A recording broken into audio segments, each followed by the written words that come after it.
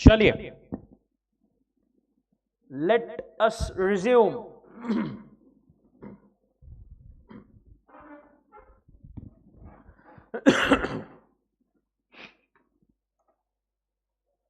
Quickly चालू किया जाए, क्विकली खत्म किया जाए।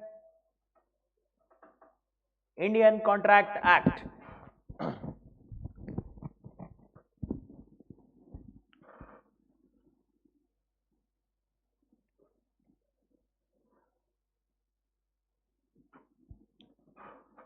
पांच यूनिट्स कंप्लीट किया अपन ने। Unit number 6, contingent and quasi contract. Contingent contract मतलब क्या? कॉन्टिंजेंट कॉन्ट्रैक्ट में बेसिकली कोई ऑफर, कोई एक्सेप्टेंस, कोई कंसेंसस, कोई एग्रीमेंट, कोई प्रॉमिस, कुछ नहीं होता, yet still it is what? A contract. ये कौन सा कॉन्ट्रैक्ट है? जो कि लॉ इंपोज कर देता है obligations between the persons, it is what? Contingent contract. A contract may be absolute or a contingent contract. Contingent contract की definition क्या बोलती है? Contract to do or not to do something if some event collateral does or does not happen. कोई एक collateral event के ऊपर अगर कुछ चीज जो है वो होना या ना होना ये डिपेंडेंट है, वो बेसिकली कॉन्टिंजेंट कॉन्ट्रैक्ट बोला जाता है। सॉरी, अपन ने ऊपर जो बोला वो कॉजी कॉन्ट्रैक्ट था। कॉजी कॉन्ट्रैक्ट में बेसिकली क्या होता है? कोई एक्सेप्टेंस, कोई चीज नहीं होती है, उसमें जो है लॉ जो है वो ऑब्लिगेशन डाल देता है on the parties. That was quasi contract. Contingent contract की अगर अपन बात करें तो कॉन्टिंजेंट कॉन्ट्रैक्ट वो है जो कि डिपेंडेंट होता है ऑन हैपनिंग और non happening of certain event which is a collateral event. ठीक है, जैसे contract of insurance, indemnity, guarantee, ये सब क्या है? कॉन्टिंजेंट कॉन्ट्रैक्ट बोले जाते हैं। Then meaning of collateral event, अपन बोल रहे हैं कि contingent contract is dependent on happening और non happening of certain event. ठीक है, ये जो इवेंट है it is what? Collateral event. उससे रिलेटेड कोई कोलैटरल इवेंट। कोलैटरल इवेंट मतलब क्या? Event which is neither a performance directly nor promised as a part of contract nor the whole consideration. जो इवेंट की अपन बात कर रहे हैं वो ना तो परफॉर्मेंस का पार्ट होना चाहिए कॉन्ट्रैक्ट का, ना ही कंसिडरेशन का पार्ट होना चाहिए। It is basically a event basically by chance. ठीक है, इवेंट होना ना होना is completely by chance. That event is basically not an obligation. ठीक है, then essentials of a contingent contract. एक कॉन्टिंजेंट कॉन्ट्रैक्ट को कॉन्टिंजेंट कॉन्ट्रैक्ट होने के लिए क्या एसेंशियल्स होने जरूरी है? सबसे पहला, परफॉर्मेंस उसका डिपेंड करेगा काय पर? हैपनिंग और non happening of some event और कंडीशन। दूसरा, event referred to as collateral to the contract. Again जो कॉन्ट्रैक्ट है वो क्या है? कोलैटरल है टू अ मेन, मतलब कॉन्ट्रैक्ट, उसका मतलब अपने परफॉर्मेंस या कंसिडरेशन का पार्ट वो नहीं है।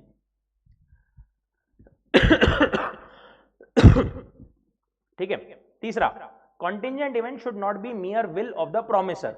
प्रोमिसर ने बोला अगर मेरी इच्छा हुई तो परफॉर्म करेंगे, नहीं हुई तो नहीं परफॉर्म करेंगे, ऐसा जो मियर विल है, this is not a contingent contract. There should be some different collateral event. Then event should be uncertain. Event जो है सर्टन नहीं होना चाहिए, इवेंट जो है वो अनसर्टन होना चाहिए, जो कि होगा नहीं होगा वो अभी श्योर नहीं है। एनफोर्समेंट के रिलेटेड रूल्स क्या है of contingent contract? Contingent contract enforce कब किया जा सकता है? अगर कॉन्टिंजेंट कॉन्ट्रैक्ट अपन ने ऐसा किया है which is contingent on an event happening, कि ये कॉन्ट्रैक्ट अपन परफॉर्म करेंगे अगर ये इवेंट हुआ तो, उस केस में वो जब इवेंट होगा तभी वो कॉन्ट्रैक्ट एनफोर्स किया जा सकता है, right? If an uncertain future event happens, it basically can be enforced. Okay, where contingent contract is made to do or not to do anything if an uncertain future event happens, it cannot be enforced until that event has happened. जब तक वो event होता नहीं है तब तक के वो एनफोर्स नहीं किया जा सकता, सिर्फ जब वो इवेंट होगा तभी वो एनफोर्स किया जा सकता है। अगर वो इवेंट इम्पॉसिबल हो गया या वॉइड हो गया तो फिर कॉन्ट्रैक्ट क्या हो जाएगा? वॉइड हो जाएगा। ठीक है, पहला बात की अपन ने रूल्स रिलेटिंग टू एनफोर्समेंट, जिसमें पहला, contingent contract dependent on an event happening. तो अगर वो इवेंट हुआ तभी वो कॉन्ट्रैक्ट एनफोर्स होगा। अगर कॉन्ट्रैक्ट इम्पॉसिबल हो गया होना तो फिर इवेंट अगर इम्पॉसिबल हो गया होना तो कॉन्ट्रैक्ट जो है वॉइड हो जाएगा। दूसरा, ऐसा अपन ने कॉन्टिंजेंट कॉन्ट्रैक्ट किया जो कि डिपेंडेंट है on an event not happening. अगर ये चीज नहीं हुई तो अपन ये कॉन्ट्रैक्ट करेंगे। उस केस में अगर वो जो चीज है या वो इवेंट है नहीं होता है तो ही अपना कॉन्ट्रैक्ट होगा, तो ही कॉन्ट्रैक्ट एनफोर्स होगा। ठीक है, enforced only when the event becomes impossible. वो इवेंट अपन ने अब बोला फॉर एग्जांपल कि अगर 3 दिन के अंदर बारिश हुई तो ही अपन एनफोर्स करेंगे। 3 दिन में अगर बारिश नहीं हुई, 3 दिन में बारिश हुई तो ही अपन एनफोर्स करेंगे, तो फिर 3 दिन में बारिश हुई तो ही अपन एनफोर्स कर पाएंगे। अगर अपन ने ऐसा बोला कि 3 दिन में बारिश नहीं हुई तो अपन एनफोर्स करेंगे, तो फिर 3 दिन में अगर बारिश नहीं हुई तो ही अपन उसको एनफोर्स कर पाएंगे। अगर 3 दिन के पहले बारिश हो गई तो फिर वहां पर एनफोर्समेंट नहीं हो पाएगा वो कॉन्ट्रैक्ट का। Then third, contract would cease to be enforceable if it is contingent upon conduct of a living person. अगर कॉन्टिंजेंट जो कॉन्ट्रैक्ट है वो कॉन्टिंजेंट है on the conduct of a third person. अगर सी ने जो है बी से शादी किया तो ही अपना जो है कॉन्ट्रैक्ट होगा, बट सी ने डी से शादी कर लिया, इस केस में कॉन्ट्रैक्ट जो है फिर एनफोर्स नहीं हो पाएगा। ठीक है, बिकॉज सी के कंडक्ट से अब वो कॉन्ट्रैक्ट जो है वो क्या हो गया है, इवेंट जो है वो क्या हो गया है, इम्पॉसिबल हो गया है। इसी से रिलेवेंट फ्रॉस्ट वर्सेस नाइट का केस लॉ था, एक बार क्विकली देख लेना उसको। Contingent on happening of specified event with in fix time. यहां पर अगेन अगर अपन ने ऐसा कोई कॉन्ट्रैक्ट किया कि ये चीज हुई with in a fix time तो ही अपन कॉन्ट्रैक्ट करेंगे, तो वो चीज स्पेसिफिकली फिक्स टाइम में, फॉर एग्जांपल शिप अगर 2 महीने के अंदर वापस आ गई तो अपना कॉन्ट्रैक्ट होगा, तो 2 महीने में अगर शिप आ गई तो ही कॉन्ट्रैक्ट हो पाएगा। अगर 2 महीने के बाद में शिप आई तो फिर वो कॉन्ट्रैक्ट नहीं हो पाएगा। Contingent on a specified event not happening, ship 2 महीने के अंदर नहीं आई तो अपना कॉन्ट्रैक्ट होगा। उस केस में जैसे ही 2 महीने खत्म हुए, जैसे ही वो टाइम एक्सपायर हुआ, वैसे ही अपन कॉन्ट्रैक्ट जो है एनफोर्स कर सकते हैं। And lastly contingent on impossible events, ऐसे कॉन्ट्रैक्ट्स तो वॉइड ही रहेंगे। अगर अपन ने किया कि अपन ये करेंगे जब ये सूरज जो है वो साउथ से निकला, उस केस में वो ऐसा कोई भी कॉन्ट्रैक्ट वॉइड रहेगा। कॉन्टिंजेंट एंड वेजरिंग के बीच में डिस्टिंक्शन क्या है? कॉन्टिंजेंट जो है it is basically contingent to do और not to do something on an event happening और नॉट हैपनिंग। वेजरिंग जो है उसमें प्रॉमिस रहता है टू गिव मनी और मनी इज वर्थ। यहां पर कॉन्ट्रैक्ट परफॉर्मेंस की बात नहीं हो रही है, वहां पर एक्सचेंज ऑफ मनी और मनी इज वर्थ की बात हो रही है। कॉन्टिंजेंट कॉन्ट्रैक्ट में not contain reciprocal promises. Wagering में आपस में या तो मैं तेरे को दूंगा या फिर तू मेरे को पैसे देगा, ऐसा होता है। कॉन्टिंजेंट कॉन्ट्रैक्ट में इवेंट जो है कोलैटरल है, वेजरिंग में उसी इवेंट, वो जो इवेंट है वो कोर फैक्टर है, उसी पर अपना कॉन्ट्रैक्ट डिपेंडेंट है। Nature of the contract, contingent contract जो है may not be wagering in nature, but wagering contract जो है वो हमेशा कॉन्टिंजेंट ही रहेंगे। ठीक है,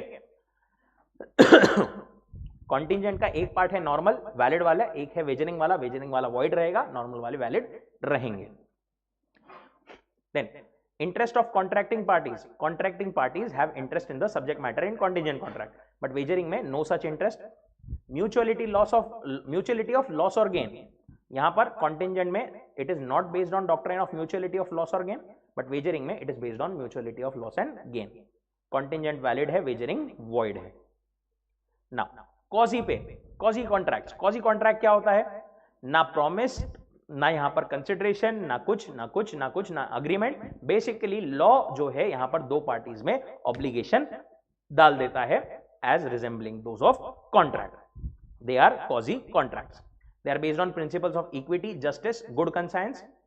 no man must grow rich out of the another person's loss. नेमो डेबिट लोकुप्लेतारी एक्स एलिएना जक्टुरा। ये अपने को दिया हुआ नहीं है, अपन ने बस देखा था। ठीक है, कि एक पर्सन का दूसरे पर्सन के नुकसान पर एक पर्सन का ग्रोथ या फिर बेनिफिट नहीं होना चाहिए। ठीक है, in India it is also called as certain relation resembling those created by the contracts.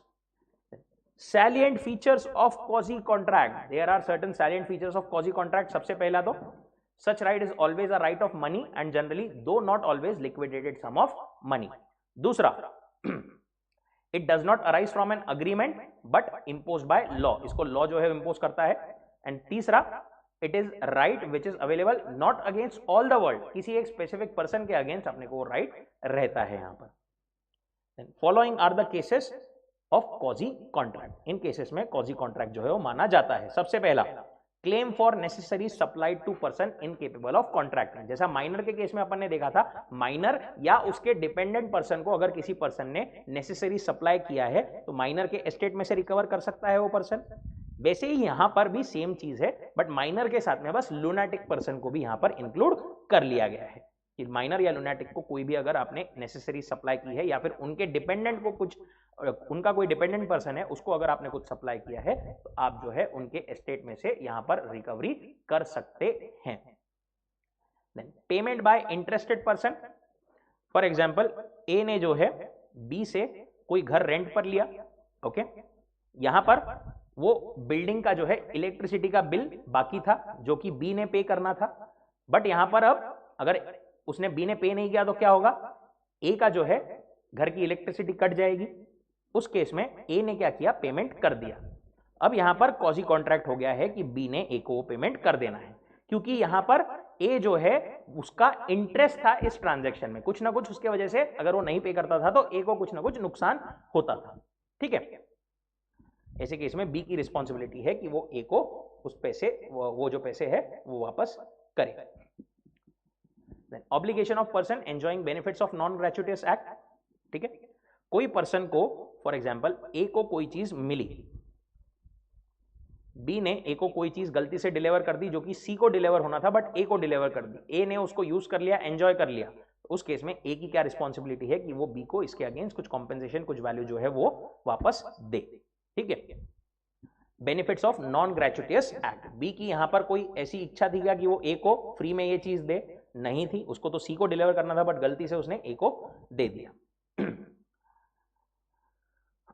Plaintiff must prove इस केस में that he had done the act or had delivered the thing lawfully, he did not do so gratuitously and the other person enjoyed the benefit। ए को उसने कुछ तो deliver किया है, ए को उसका बेनिफिट मिला है, ए ने कुछ एंजॉय किया है और मेरी कोई इच्छा नहीं थी उसको फ्री में देने की बट गलती से उसको दे दिया है।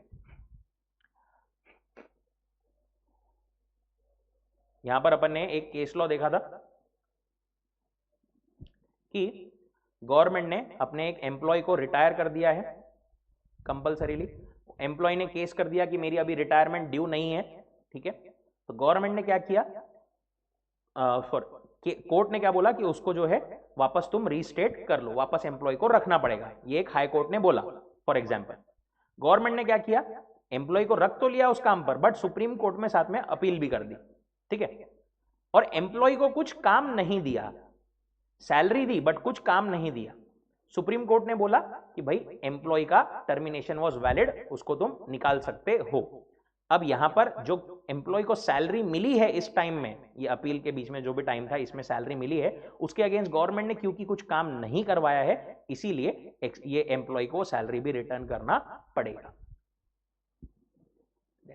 Responsibility of finder of lost goods, ये अपन ने देखा, जो भी पर्सन को फॉर एग्जांपल किसी की कोई चीज गुमी हुई मिलती है तो उसकी रिस्पॉन्सिबिलिटी है कि वो प्रॉपर टेक केयर करे उस प्रॉपर्टी का, वो गुड्स को जो है अपने लिए अप्रोप्रिएट ना कर ले, अपने लिए यूज ना कर ले एंड ओनर मिलने पर उस गुड्स को वापस से रिस्टोर कर दे। यहां पर हॉलिन्स वर्सेस हॉलर में अपन ने क्या देखा था, एफ को फॉर एग्जांपल एफ की दुकान पर एच को कोई चीज मिली, ठीक है, एक डायमंड मिला एच को, एच ने एफ के पास में थोड़े दिन रखा था कि भाई थोड़े दिन रख, मैं ओनर को ढूंढने का ट्राई करता हूं। एच को ओनर नहीं मिला, अब ये डायमंड जो है वो रिटेन करने का राइट किसके पास में है, वो है एच के पास में, क्योंकि वो मिला किसको था, एच को मिला था, एफ उसको रिटेन नहीं कर सकता। मनी पेड बाय मिस्टेक और अंडर कोएर्शन, अगर गलती से या फिर कोई फोर्स से कोएर्शन में अगर आपने कोई चीज किसी को पे कही है तो वो वापस से रिटर्न करना, रिफंड करना जरूरी है। ठीक है, यहां पर मिस्टेक जो है again it can be mistake of law और मिस्टेक ऑफ फैक्ट। देन यहां पर अपने को डिस्टिंक्शन दिया था कॉजी कॉन्ट्रैक्ट और नॉर्मल कॉन्ट्रैक्ट में। कॉजी कॉन्ट्रैक्ट जो है वहां पर essentials for the formation of a valid contract are absent, contract में essentials are present, quasi contract imposed by law, contract जो है created by the consent of the parties।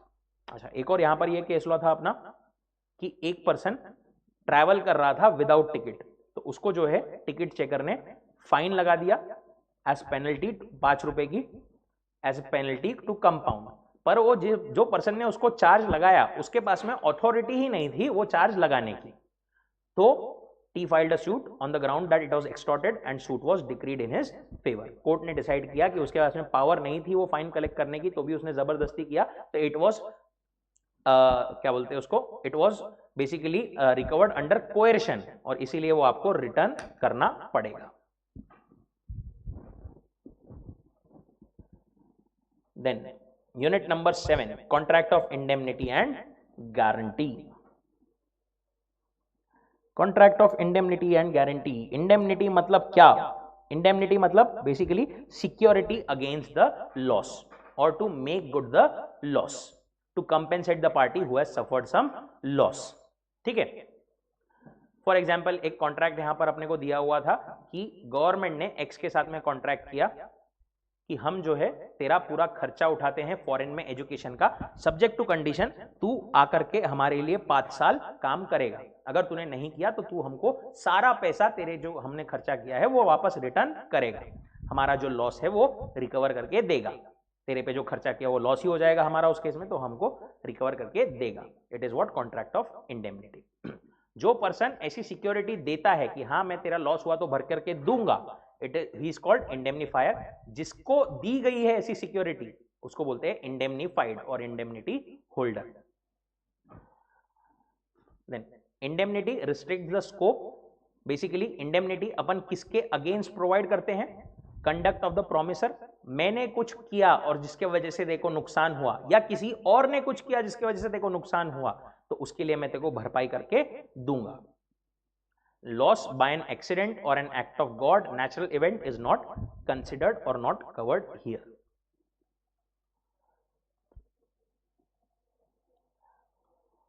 Then contract जो है इंडेमनिटी का वो एक्सप्रेस भी रह सकता है, इंप्लाइड भी रह सकता है. ठीक है. Fire insurance, marine insurance is always a contract of indemnity, but there is no contract of indemnity in case of life insurance. Life insurance को अपन कॉन्ट्रैक्ट ऑफ इंडेमनिटी नहीं बोल सकते. फायर इंश्योरेंस, मरीन इंश्योरेंस बाकी सबको contract of indemnity बोलते हैं, क्योंकि life का कोई भी रिकवरी करके नहीं दे सकता, उसकी भरपाई नहीं हो सकती. ठीक है. वो जस्ट एक फिक्स्ड अमाउंट अपन पे करते हैं फॉर द लाइफ. ठीक है. Rights of the indemnity holder when sued. ये अगेन इंपॉर्टेंट हो सकता है. What are the rights of the indemnity holder when sued. जो इंडेमनिटी होल्डर है उसको क्या क्या राइट्स है अगर उसके अगेंस्ट कोई केस करता है तो. यहां पर अपन ने इंडिगो का एग्जांपल लिया था. इंडिगो ने फॉर एग्जांपल इंश्योरेंस लेकर के रखा है एक्स लिमिटेड से कि अगर मेरा कोई भी एक्सीडेंट वगैरह हुआ तो आप लोग मुझे भर करके दोगे पैसे. ठीक है. इस केस में अगर इंडिगो का फ्लाइट का कोई एक्सीडेंट हो जाता है तो इंडिगो क्या क्या रिकवर कर सकता है एक्स लिमिटेड से? ऑल डैमेजेस विच ही में बी कंपेल्ड टू पे. हो सकता है इंडिगो के कस्टमर्स इंडिगो पे केस करें और उससे डैमेजेस क्लेम करें, तो ये सारे डैमेजेस इंडिगो एक्स लिमिटेड से क्लेम कर सकता है. सारे कॉस्ट विच में बी कंपेल्ड फॉर ब्रिंगिंग और डिफेंडिंग द सूट. इंडिगो भी ये कस्टमर्स के अगेंस्ट सूट डिफेंड करना पड़ेगा, वो केस के लिए जो भी खर्चा लगा वो भी एक्स लिमिटेड से रिकवर कर सकता है वो. और सारे all other sums which may have been paid under the terms और एनी कॉम्प्रोमाइज. इंडिगो ने किसी के साथ कोई कॉम्प्रोमाइज वगैरह करते हुए कुछ अमाउंट पे किया है वो भी रिकवर कर सकता है. इंडेमनीफायर की लाइबिलिटी कब से चालू होती है? when the liability of the indemnity holder becomes absolute and certain. Indemnity holder की लाइबिलिटी आ गई उस पॉइंट से ही इंडेमनीफायर की लाइबिलिटी आ जाएगी. Then contract of guarantee. Contract of guarantee क्या था? बेसिकली एक था उसमें for example mister A, mister B. Mister A ने मिस्टर बी को कुछ गुड्स सप्लाई करने हैं, मिस्टर बी जो है पेमेंट करेगा, बट ए को बी पे भरोसा नहीं है कि ये पेमेंट करेगा या नहीं करेगा, तो इसीलिए ए को जो है एक थर्ड पर्सन सी गारंटी देता था कि भाई तू गुड्स बेच दे बी को, अगर बी ने पेमेंट नहीं किया तो मैं ते को जो है उसके अगेंस्ट पेमेंट कर दूंगा, मैं उसकी गारंटी लेता हूं. सी वॉज कॉल्ड श्योरिटी. जिसको गारंटी दी गई है वो कौन है? क्रेडिटर. और जिसके लिए गारंटी दी गई है वो कौन है? Principal debtor.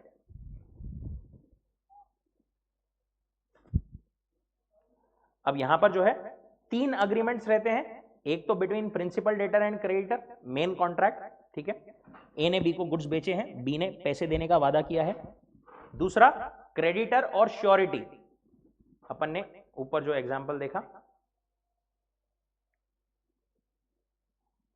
ए और सी के बीच में सी ने गारंटी ए को ही दी है, राइट। और तीसरा एक और इंप्लाइड कॉन्ट्रैक्ट रहता है किसके बीच में, श्योरिटी एंड प्रिंसिपल डेटर। अगर प्रिंसिपल डेटर ने ए को पेमेंट नहीं किया तो फिर श्योरिटी कर देगा, बट श्योरिटी खुद का नुकसान क्यों करेगा, वो बी से बाद में रिकवर कर सकता है वो अमाउंट, ठीक है। That is what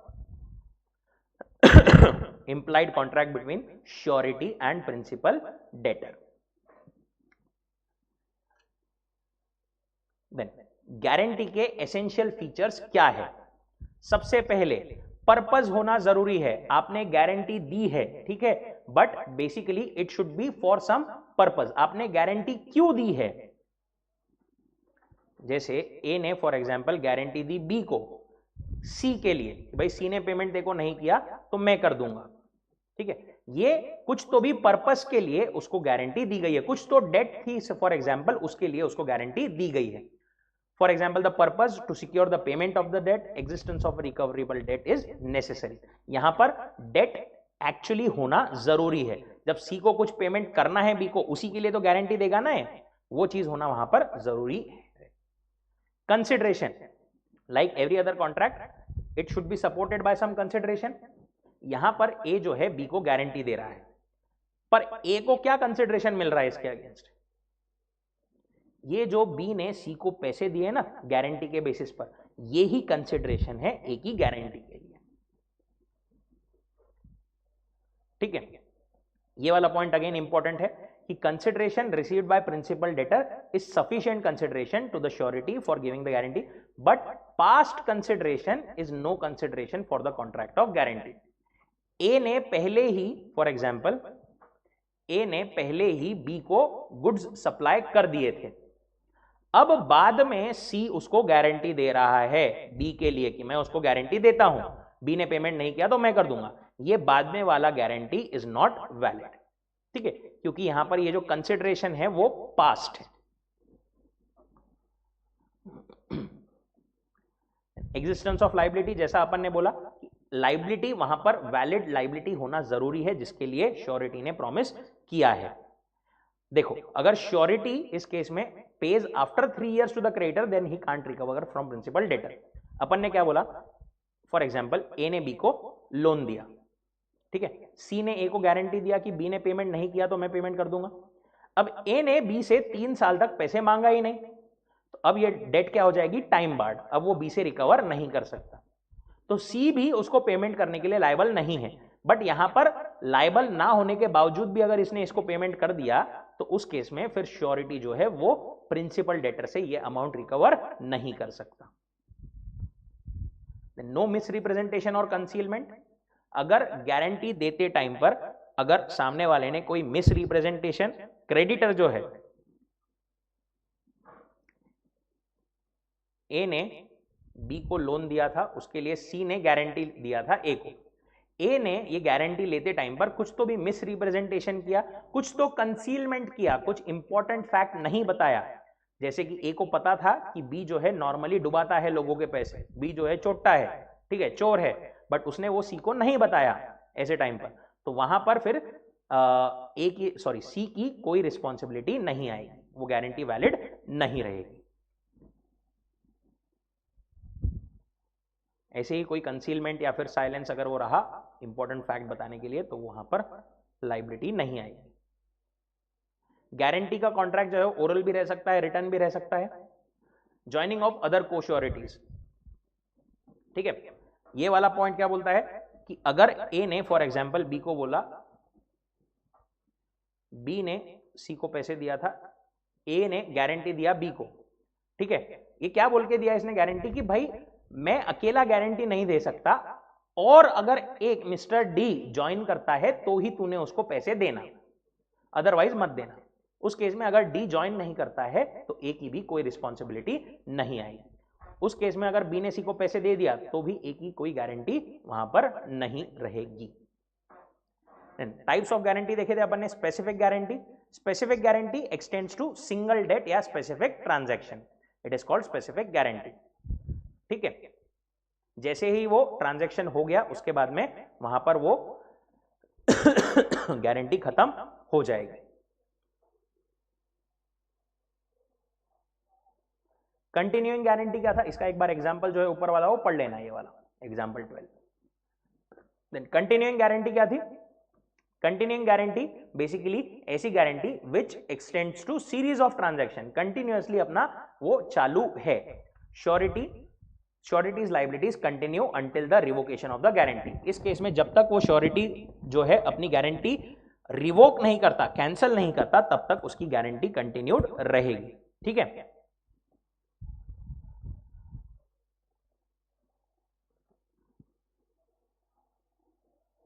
then distinction अपने को दिया था इंडेमनिटी और गारंटी के बीच में। इंडेमनिटी में 2 पार्टीज रहेगी, गारंटी में 3 पार्टीज रहेगी। ठीक है, नेचर ऑफ लायबिलिटी, इंडेमनिटी में जो इंडेमनीफायर है उसकी लायबिलिटी प्राइमरी रहेगी, गारंटी में जो श्योरिटी है उसकी लायबिलिटी सेकेंडरी एंड कंडीशनल रहती है। इंडेमनीफायर की लायबिलिटी कब आएगी, on the happening of contingency. Guarantor की लायबिलिटी कब आएगी, श्योरिटी की, on the non performance by the principal debtor. यहां पर इंडेमनिटी में indemnifier acts at the request of indemnity holder, यहां पर surety acts at the request of principal debtor. Principal debtor ने पे नहीं किया तो उसको पे करना पड़ेगा। ये इंपॉर्टेंट पॉइंट है कि इंडेमनीफायर थर्ड पार्टी को स्यू नहीं कर सकता, जिसके वजह से वो लॉस हुआ है उसको स्यू नहीं कर सकता, बट श्योरिटी प्रिंसिपल डेटर को यहां पर स्यू कर सकता है। पर्पस यहां पर रीइंबर्समेंट ऑफ लॉस रहता, यहां पर security of the creditor. Then ये एक अगेन इंपॉर्टेंट पॉइंट कि इंडेमनिटी में सारी पार्टीज का कॉम्पिटेंट होना जरूरी है, बट गारंटी के केस में where a minor is principal debtor guarantee is still valid. अगर आपने किसी माइनर के लिए कोई गारंटी दी है तो भी वो वैलिड रहेगी। श्योरिटी एंड क्रेडिटर का मेजर होना या फिर कॉम्पिटेंट होना जरूरी है। प्रिंसिपल डेटर जो है अगर वो माइनर रहा तो भी चलेगा। श्योरिटी की लायबिलिटी कैसी रहेगी, co extensive, that is similar in all respects with that of principal debtor. जैसी जितनी प्रिंसिपल डेटर की लायबिलिटी वैसी उतनी श्योरिटी की लायबिलिटी। लायबिलिटी की श्योरिटी की लायबिलिटी क्या है, सेकेंडरी इन नेचर। पहली लायबिलिटी किसकी आएगी, प्रिंसिपल डेटर की। Where debtor cannot be held liable or any defect in the document, liability of the surety also ceases। अगर डेटर प्रिंसिपल डेटर की लायबिलिटी नहीं तो श्योरिटी की भी लायबिलिटी नहीं आएगी। क्रेडिटर जो है वो चूज कर सकता है कि मैं पहले डायरेक्ट श्योरिटी से पैसा मांगू। देन अगर 2 पार्टीज ने मिल करके प्रॉमिस किया है कुछ पे करने का, for example liability of 2 persons primary liable not affected by arrangement between them. 2 parties ने मिलकर के एक पार्टी को पे किया है कि प्रॉमिस किया है कि हम तेको पेमेंट करेंगे। अब वो आपस में दोनों क्या कॉन्ट्रैक्ट करते हैं कि भाई तूने नहीं पे किया तो मैं तेरा श्योरिटी, तू मैंने नहीं पे किया तो तू मेरा श्योरिटी। वो आपस में कुछ भी कॉन्ट्रैक्ट कर ले, इट डजंट मैटर, बट ये पार्टी के लिए वो दोनों प्राइमरीली ही लाइबल रहेंगे। इन दोनों का आपस में क्या कॉन्ट्रैक्ट है, it doesn't matter. Discharge of surety, surety जो है कैसे डिस्चार्ज हो सकता है, श्योरिटी की लायबिलिटी कब कैसे खत्म हो सकती है। 3 केसेस में या 3 तरीकों से हो सकती है। एक तो बाय रिवोकेशन ऑफ गारंटी, उसने जो गारंटर था श्योरिटी था उसने रिवोकेशन कर दिया, कैंसिल कर दिया उसकी गारंटी। दूसरा, क्रेडिटर ने कुछ ऐसा किया जिसकी वजह से श्योरिटी की गारंटी खत्म हो गई। और तीसरा, इनवैलिडेशन। देखते हैं, पहला बाय रिवोकेशन। अपन ने बोला कंटिन्यूइंग गारंटी हो सकती है, स्पेसिफिक गारंटी हो सकती है। तो कंटिन्यूइंग गारंटी की बेसिकली रिवोकेशन कैसे हो सकती है, by notice. Continuing guarantee may at any time be revoked. Once revoked the surety is not liable for future transactions. एक बार उसने अगर गारंटी अपनी कंटिन्यूइंग गारंटी रिवोक कर दिया तो फिर उसके आगे वो लायबल नहीं है, बट जिस पॉइंट तक उसने रिवोक किया उस पॉइंट तक के ट्रांजैक्शंस के लिए वो लायबल रहेगा। अगर श्योरिटी की डेथ हो जाती है तो कंटिन्यूइंग गारंटी के केस में जिस पॉइंट पर डेथ हुई उस पॉइंट तक के ट्रांजैक्शंस के लिए वो लायबल रहेगा। वो तो डेथ हो गई तो वो खुद नहीं, उसकी एस्टेट, उसके लीगल रिप्रेजेंटेटिव जो है वो लायबल रहेंगे। ठीक है, श्योरिटी की बेसिकली एस्टेट, वो लीगल रिप्रेजेंटेटिव्स के थ्रू उसकी एस्टेट लायबल रहेगी। देन बाय नोवेशन भी डिस्चार्ज हो सकता है एक कॉन्ट्रैक्ट की जगह कोई नया कॉन्ट्रैक्ट आ गया, इस केस में ओरिजिनल जो कॉन्ट्रैक्ट था वो भी डिस्चार्ज हो जाएगा, surety would be discharge. But जब तक वो कॉन्ट्रैक्ट नोवेट नहीं हुआ था उस पॉइंट तक के सारे ट्रांजैक्शंस के लिए surety would still be liable. Creditor ने कुछ ऐसा किया जिसके वजह से डिस्चार्ज हो गया श्योरिटी। जैसे क्रेडिटर ने जो कॉन्ट्रैक्ट था प्रिंसिपल डेटर के साथ में, क्रेडिटर का प्रिंसिपल डेटर के साथ में कोई कॉन्ट्रैक्ट था, श्योरिटी ने इसको गारंटी दी थी। अब क्रेडिटर और प्रिंसिपल डेटर ने आपस में क्या किया, कुछ तो अपने कॉन्ट्रैक्ट में चेंज कर लिया, कुछ टर्म्स में चेंज कर लिया। पहले क्रेडिटर ने प्रिंसिपल डेटर को एज एन एम्प्लॉय अपॉइंट किया था कुछ एक पोस्ट पर, बाद में क्रेडिटर ने उसको प्रमोशन दे दिया, उसकी लाइबिलिटी वगैरह बढ़ा दी विदाउट इन्फॉर्मिंग श्योरिटी। इस केस में श्योरिटी वुड बी डिस्चार्ज्ड। या फिर इनका कुछ गुड्स का कॉन्ट्रैक्ट था डिलीवरी वगैरह करने का, उसमें की टर्म्स उन्होंने चेंज कर ली तो भी वहां पर वो डिस्चार्ज हो जाएगा श्योरिटी। देन बाय रिलीज और डिस्चार्ज ऑफ प्रिंसिपल डेटर, अगर प्रिंसिपल डेटर जो है वो डिस्चार्ज कर दिया जाता है बाय क्रेडिटर। कैसे? If the creditor enters into a fresh और new contract with principal debtor by which principal debtor is released और डज एनी एक्ट और omission legal consequences of which is discharge of the principal debtor. Creditor के कोई act की वजह से अगर principal debtor discharge हो जाता है तो फिर श्योरिटी भी डिस्चार्ज हो जाएगा। जैसे कि ये वाला एग्जांपल 21 इंपॉर्टेंट है। ए ने कॉन्ट्रैक्ट किया विद बी कि भाई मैं तेको जो है घर बना करके दूंगा, ठीक है, within a fixed A contract with B for a fix price to build a house for B within a fix stipulated time. B ने जो है उसको ए को वुड वगैरह जो लगती थी ये करने के लिए, बनाने के लिए, उसको सप्लाई करने का प्रॉमिस किया था, ठीक है। सी ने ये गारंटी दिया था ए को, ठीक है, सॉरी सी ने बी को गारंटी दिया था कि ए जो है तेको घर बना करके देगा, ठीक है, नहीं तो मैं जो है मैं उसकी गारंटी लेता हूं। अब यहां पर क्या हुआ, बी ने यहां पर टिम्बर सप्लाई करना था बट उसने टिम्बर सप्लाई किया ही नहीं। इस केस में क्या ए अब अपना ऑब्लिगेशन परफॉर्म कर सकता है क्या? नहीं कर सकता, वो घर बना करके नहीं दे सकता। तो अब क्योंकि ए घर बनाकर नहीं दे सकता, क्योंकि बी ने ही कुछ अपना काम नहीं किया, तो अब सी की भी कोई रिस्पॉन्सिबिलिटी नहीं आएगी। अगर क्रेडिटर जो है वो प्रिंसिपल डेटर के साथ में कंपोजिशन कर लेता है, कंपोजिशन मतलब without consulting surety variation in the original contract, surety को पूछे बिना प्रिंसिपल डेटर की कोई लायबिलिटी कम कर देता है, उसका ओरिजिनल कॉन्ट्रैक्ट में कोई चेंजेस कर देता है, तो श्योरिटी डिस्चार्ज हो जाएगा। अगर प्रिंसिपल डेटर को क्रेडिटर जो है वो एक्स्ट्रा टाइम दे देता है श्योरिटी को पूछे बिना पेमेंट के लिए, तो उस केस में भी श्योरिटी डिस्चार्ज हो जाएगा। या फिर क्रेडिटर प्रिंसिपल डेटर को बोलता है कि तेरी लायबिलिटी आती है बट मैं तेको स्यू नहीं करूंगा, तेरे पे केस नहीं करूंगा, ठीक है, इस केस में भी श्योरिटी डिस्चार्ज हो जाएगा। Cases where surety is not discharge, following cases में श्योरिटी की लायबिलिटी खत्म नहीं होगी।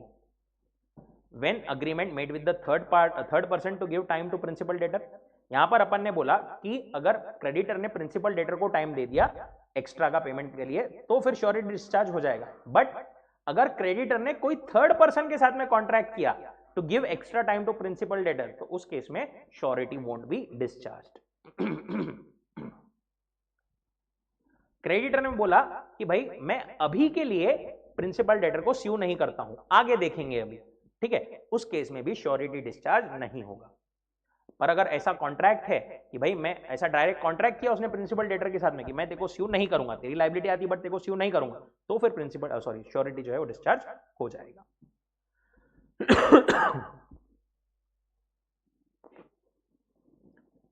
Last, discharge of surety by creditor's act और omission impairing surety's eventual remedy. Surety ने बेसिकली क्रेडिटर ने कोई ऐसी एक्ट, कोई ऐसी ओमिशन, कोई ऐसी चीज करी जिसके वजह से श्योरिटी की राइट्स अफेक्ट हो रहे हैं, ठीक है, श्योरिटी के राइट्स अफेक्ट हो रहे हैं, तो उस केस में भी श्योरिटी जो है डिस्चार्ज हो जाएगा, ठीक है। फॉर एग्जाम्पल, ए ने बी को काम पे रखा था, सी ने ए को गारंटी दिया था बी के लिए, पर सी ने ए को क्या बोला था, मैं गारंटी दे रहा हूं बट तूने भी नहीं किया, बी का काम हर महीने चेक करते रहना, उसका कैश उसने कितना कलेक्ट किया और चेक करते रहना। अब यहां पर ए ने जो है वो चेक किया ही नहीं बी का काम मंथली, तो यहां पर ऐसे केस में श्योरिटी की भी लायबिलिटी नहीं आएगी। इसमें एक केस लॉ भी था अपना, बैंक ने लोन दिया था on the security of stock, it was guaranteed by the surety, goods were lost. Creditor ने प्रिंसिपल डेटर को, फॉर एग्जाम्पल बैंक थी ए, उसने लोन दिया था बी को on security of some goods, पर वो गुड्स जो है वो क्रेडिटर के गलती की वजह से लॉस्ट हो गए, तो उस केस में भी श्योरिटी की लायबिलिटी नहीं आएगी, वो डिस्चार्ज हो जाएगा।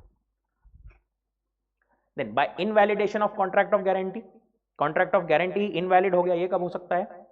When guarantee is obtained by misrepresentation. अगर गारंटी आपने मिसरिप्रेजेंटेशन से या फिर कंसीलमेंट से, जैसा अपन ने ऊपर देखा, ऑब्टेन किया है, या फिर को श्योरिटी ज्वाइन ना करे तब तक आपने नहीं देना, उसको पैसे नहीं देना, ऐसा श्योरिटी ने बोला है, और उसमें फिर भी उसने श्योरिटी के को श्योरिटी के ज्वाइन किए बिना क्रेडिटर ने प्रिंसिपल डेटर को पैसे दे दिया, तो तीनों भी इन केसेस में श्योरिटी की लायबिलिटी नहीं आएगी। देन श्योरिटी के राइट्स क्या क्या है? Against the creditor, against the principal debtor and against the co surety. सबसे पहले प्रिंसिपल डेटर के against right of subrogation. Subrogation मतलब क्या बोलता है ये राइट? बेसिकली कि ए ने बी को पैसे दिया था, सी ने ए को गारंटी दिया था बी के लिए, बी ने पेमेंट नहीं किया तो सी पेमेंट करेगा ए को। जैसे ही सी ने ए को पेमेंट किया ना, वैसे ही सी जो है ए की जगह पर आ जाता है, that is C becomes now creditor. जो भी सारे राइट्स थे क्रेडिटर के, वो सारे राइट्स अब श्योरिटी के भी बन जाते हैं अगेंस्ट द प्रिंसिपल डेटर। ठीक है, ऐसा replacement is basically called subrogation. जो सारे राइट्स क्रेडिटर के थे अगेंस्ट प्रिंसिपल डेटर, वो अब श्योरिटी के भी सारे राइट्स आ जाएंगे against principal debtor. That surety steps into the shoes of creditor.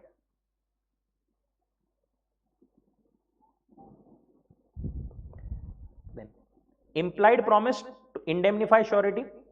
क्या बोलता है? In every contract of guarantee there is an implied promise by the principal debtor to indemnify the surety. A ने guarantee दिया था B को for सी, तो यहां पर अगर सी ने पेमेंट नहीं किया तो ए पेमेंट करेगा, और यहां पर इंप्लाइड कॉन्ट्रैक्ट होता है ए और सी के बीच में कि ये पैसा जो ए ने पे किया वो सी से रिकवर कर सकता है।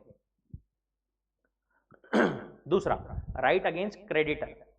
ए ने गारंटी दिया था बी को फॉर सी, तो अब बी के अगेंस्ट श्योरिटी की क्या क्या राइट्स हैं?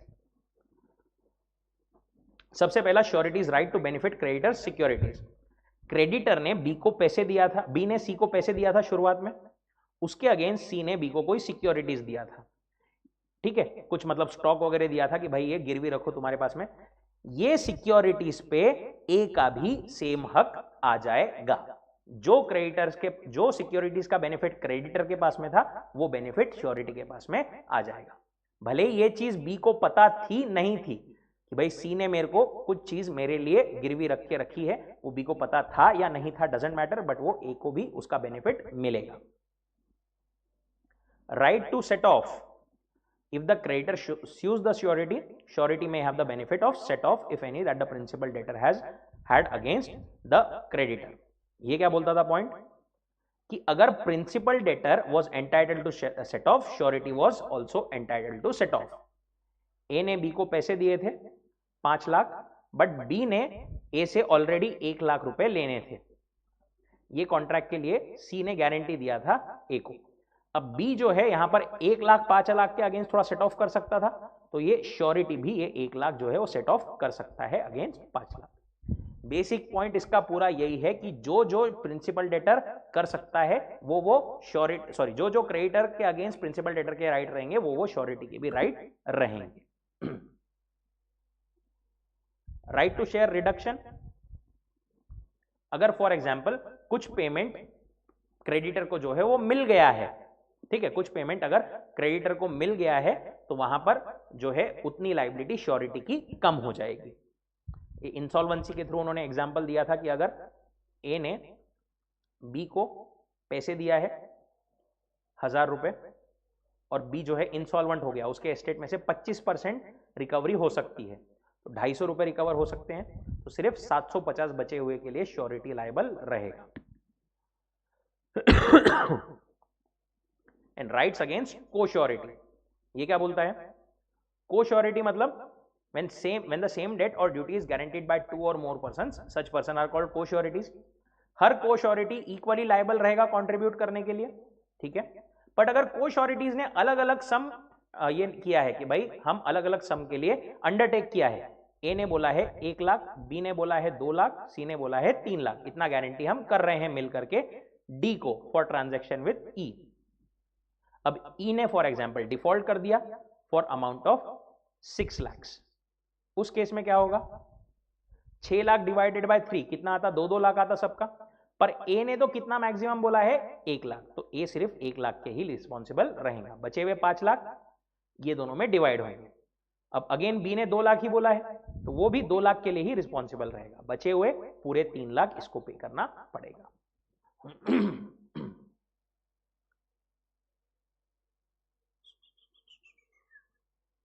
Last but one unit,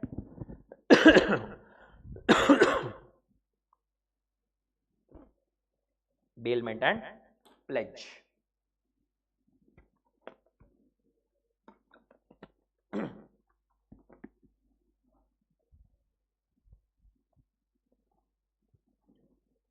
bailment and pledge.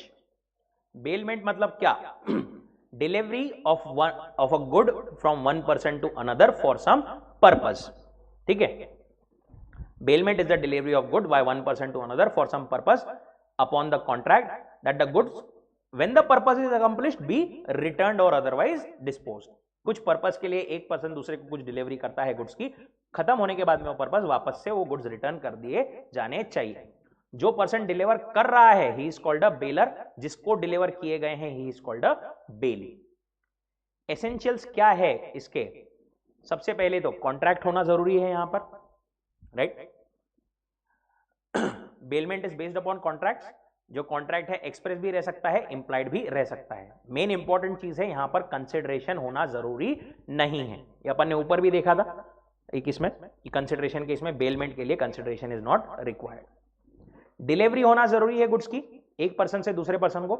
सिर्फ डिलीवरी मूवेबल गुड्स के लिए ही ये अप्लाई होता है, इमूवेबल गुड्स के लिए बेलमेंट का एप्लीकेशन नहीं होता है, ठीक है। Bailment does not cover in immovable goods.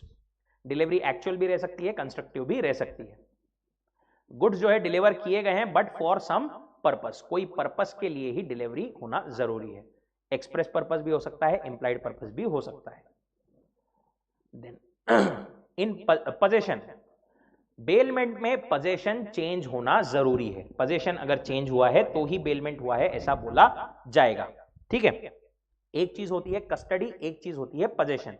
अगर सिर्फ कस्टडी दी अपन ने सामने वाले को तो it is not a bailment, but custody with possession is definitely bailment. जैसे मेरा सामान मेरे पास में पड़ा है, मैंने बोला ये मैं जरा सा बाहर जाकर के आता, ये सामान आपने देखना, ये मैंने आपकी कस्टडी में रखा है, this is not a bailment. मैंने आपके पोजेशन में अगर दे दिया है ये चीज आपके पास में संभाल करके रखो तो फिर it is bailment. Return of the goods, आखिर में जो है काम खत्म होने के बाद में गुड्स वापस से रिटर्न करना जरूरी है, या फिर जैसा बेलर बोले वैसे डिस्पोज ऑफ भी कर दिए जा सकते हैं गुड्स। बेलमेंट के टाइप्स कौन से थे? दो क्लासिफिकेशन थे अपने पास में, on the basis of benefit और दूसरा on the basis of reward. On the basis of benefit, एक तो for exclusively benefit of baler, सिर्फ बेलर के बेनिफिट के लिए, या फिर सिर्फ बेली के बेनिफिट के लिए, या फिर दोनों के म्यूचुअल बेनिफिट के लिए। तीनों के एग्जांपल्स दिए थे अपने को, आप पढ़ सकते हैं। एंड मेन अपने पास में जो क्लासिफिकेशन है it is basis on reward, gratuitous या नॉन ग्रेचुटियस बेलमेंट। ग्रेचुटियस मतलब free of charge, non gratuitous मतलब फॉर सम बेनिफिट और for some reward, for some money. कुछ काम करने के लिए जिसके अगेंस्ट अपन पेमेंट करेंगे, अपन ने डिलीवर की है, बेलमेंट की है। नाउ बेलर, जिसने डिलीवरी की है गुड्स की, उसकी क्या क्या ड्यूटीज है? सबसे पहले bailor's duties to disclose faults in the goods bailed. A ने बी को कोई गुड्स डिलीवर किए हैं, ठीक है, फॉर एग्जांपल कार दी है उसको चलाने के लिए फ्री में, इन केस ऑफ ग्रेचुटियस बेलमेंट। तो ए की रिस्पॉन्सिबिलिटी क्या है कि जो भी उसको पता है कार में फॉल्ट्स है, फॉर एग्जांपल ब्रेक नहीं लगते या और कुछ है, वो फॉल्ट सामने वाले को बताना जरूरी है। अगर नॉन ग्रेचुटियस बेलमेंट है तो, जैसे for example in case of goods are bailed for hire. A ने बी को कोई गाड़ी चलाने के लिए मतलब हायर पे दी है। फॉर एग्जाम्पल घोड़ा गाड़ी, यहां पर अपने को एग्जाम्पल दिया था केस लॉ का कि भाई घोड़ा गाड़ी दी है ए ने बी को कहीं पर ले जाने के लिए कुछ चार्ज के लिए, ठीक है, जैसे हायर पे देते हैं वैसे। तो यहां पर ए ने जो सारे फॉल्ट्स उसको पता है वो तो बताने पड़ेंगे, पर ऐसे सारे फॉल्ट जो कि ए को पता नहीं है उसके लिए भी ए रिस्पॉन्सिबल रहेगा। अगर वो फॉल्ट्स के वजह से बी को कोई इंजरी होती है, फॉर एग्जांपल वो घोड़ा गाड़ी का नट ढिल्ला था जिसकी वजह से घोड़ा गाड़ी चलते चलते पलट गई और बी को इंजरी हो गई, ये फॉल्ट भले ही ए को पता था नहीं पता था डजंट मैटर, बट उसकी रिस्पॉन्सिबिलिटी रहेगी to make good the loss to B. अगर डेंजरस नेचर के है गुड्स तो duty of the bailor to disclose the nature of the goods. Duty to pay necessary expenses, अगर आपकी ग्रेचुटियस बेलमेंट है उस केस में ए ने फॉर एग्जांपल बी को बोला कि मेरी कार लेके चले जा, तू यहां से मेरे को मुंबई में से पूना लेकर चले जा, पूना में मेरे घर पे पार्क कर देना। ए ने फुकट में ये बोला, बी जो है फुकट में ले जा रहा है, तो यहां पर पेट्रोल का खर्चा नेसेसरी एक्सपेंसेस, या गाड़ी का कुछ टायर वायर पंचर हो गया, कुछ और विंडशील्ड खराब हो गई, कुछ हो गया, उसका खर्चा कौन बियर करेगा? बेलर जो है वो बियर करेगा। Necessary expenses plus extraordinary expenses are to be beared by the bailor, ठीक है, वेयर गुड्स आर केप्ट और कैरिड और to have work done to the bailee and the bailey have to receive no remuneration, bailor shall repay necessary and extraordinary expenses. Non gratuitous bailment के case में क्या होगा? सिर्फ extraordinary expenses के लिए bailor liable रहेगा। Necessary expense कौन bear करेगा? बेली बियर करेगा। Duty to indemnify the bailee for premature termination. A ने बी को फॉर एग्जाम्पल फुकट में अपनी कार चलाने के लिए दी 10 दिन के लिए, बट 10 दिन के लिए देने के बाद में उसने 5 दिन में ही वापस मांग ली। अब इस केस में बी ने 5 दिन तो फुकट में फायदा उठाया, बट 5 दिन पहले उसने ए ने जबरदस्ती मांग ली, तो इस वजह से हो सकता है बी को कुछ नुकसान हुआ होगा। तो अगर ये नुकसान जो बी को हुआ इट इज मोर देन ये फायदा जो 5 दिन का बी को फ्री में यूज करने की वजह से हुआ था, तो एक्सेस जो नुकसान है वो ए को भर करके देना पड़ेगा बी को। प्री मैच्योर टर्मिनेशन के लिए ग्रेचुटियस बेलमेंट के केस में अगर कुछ नुकसान होता है बेली को तो वो भर के देना पड़ेगा in excess of the benefit received by the bailee. Bailor's की रिस्पॉन्सिबिलिटी क्या है? बेलर की रिस्पॉन्सिबिलिटी क्या है बेली की तरफ? Indemnify any loss. अगर बेलर जो है वो उसका हक ही नहीं था कि वो सामने वाले को गुड्स डिलीवर करे, उसके गुड्स थे ही नहीं, ए ने बी को गुड्स दिया जो कि ए के गुड्स थे ही नहीं, अब सी के गुड्स थे, वो सी ने बी पर केस कर दिया, बी को इस वजह से जो भी नुकसान हुआ वो ए जो है वो भर करके देगा। वैसे ही it is the duty of the bailor to receive back the goods. काम खत्म होने के बाद में बेलर अगर बेली वापस करेगा गुड्स तो ए की रिस्पॉन्सिबिलिटी है कि वापस एक्सेप्ट करेगा। अगर इसने एक्सेप्ट नहीं किया तो बी को जो खर्चा लगा सेफ कस्टडी वगैरह के लिए वो उसको भर करके देना पड़ेगा बेलर ने बेली को। नाउ बेली की क्या क्या ड्यूटीज है कि गुड्स का रीजनेबल केयर करे, उसके पास में जो बेलर के गुड्स है उसका रीजनेबल केयर करे, ठीक है। फॉर एग्जाम्पल ए ने बी को दिया था गुड्स अपने पास में रखने के लिए, B normally for example jewellery दिया था। अब केस 1 उसने बोला था कि ये ज्वेलरी बैंक में रखना, पर बी ने अपने लॉकर में रखा, अब वो चोरी हो गई, उस केस में बेली रिस्पॉन्सिबल रहेगा क्योंकि ए ने स्पेसिफिकली बोला था उसको तेरे बैंक के लॉकर में रखना। दूसरा केस नॉर्मली ए ने कुछ बोला नहीं उसको और बी जो है नॉर्मली अपने लॉकर में चीजें रखता है, ठीक है, अपनी ज्वेलरी लॉकर में रखता है, उसने ए की ज्वेलरी भी लॉकर में रख दिया, वहां से चोरी हो गई। अब इस केस में उस केस में फिर बी रिस्पॉन्सिबल नहीं रहेगा क्योंकि उसने रीजनेबल केयर लिया था।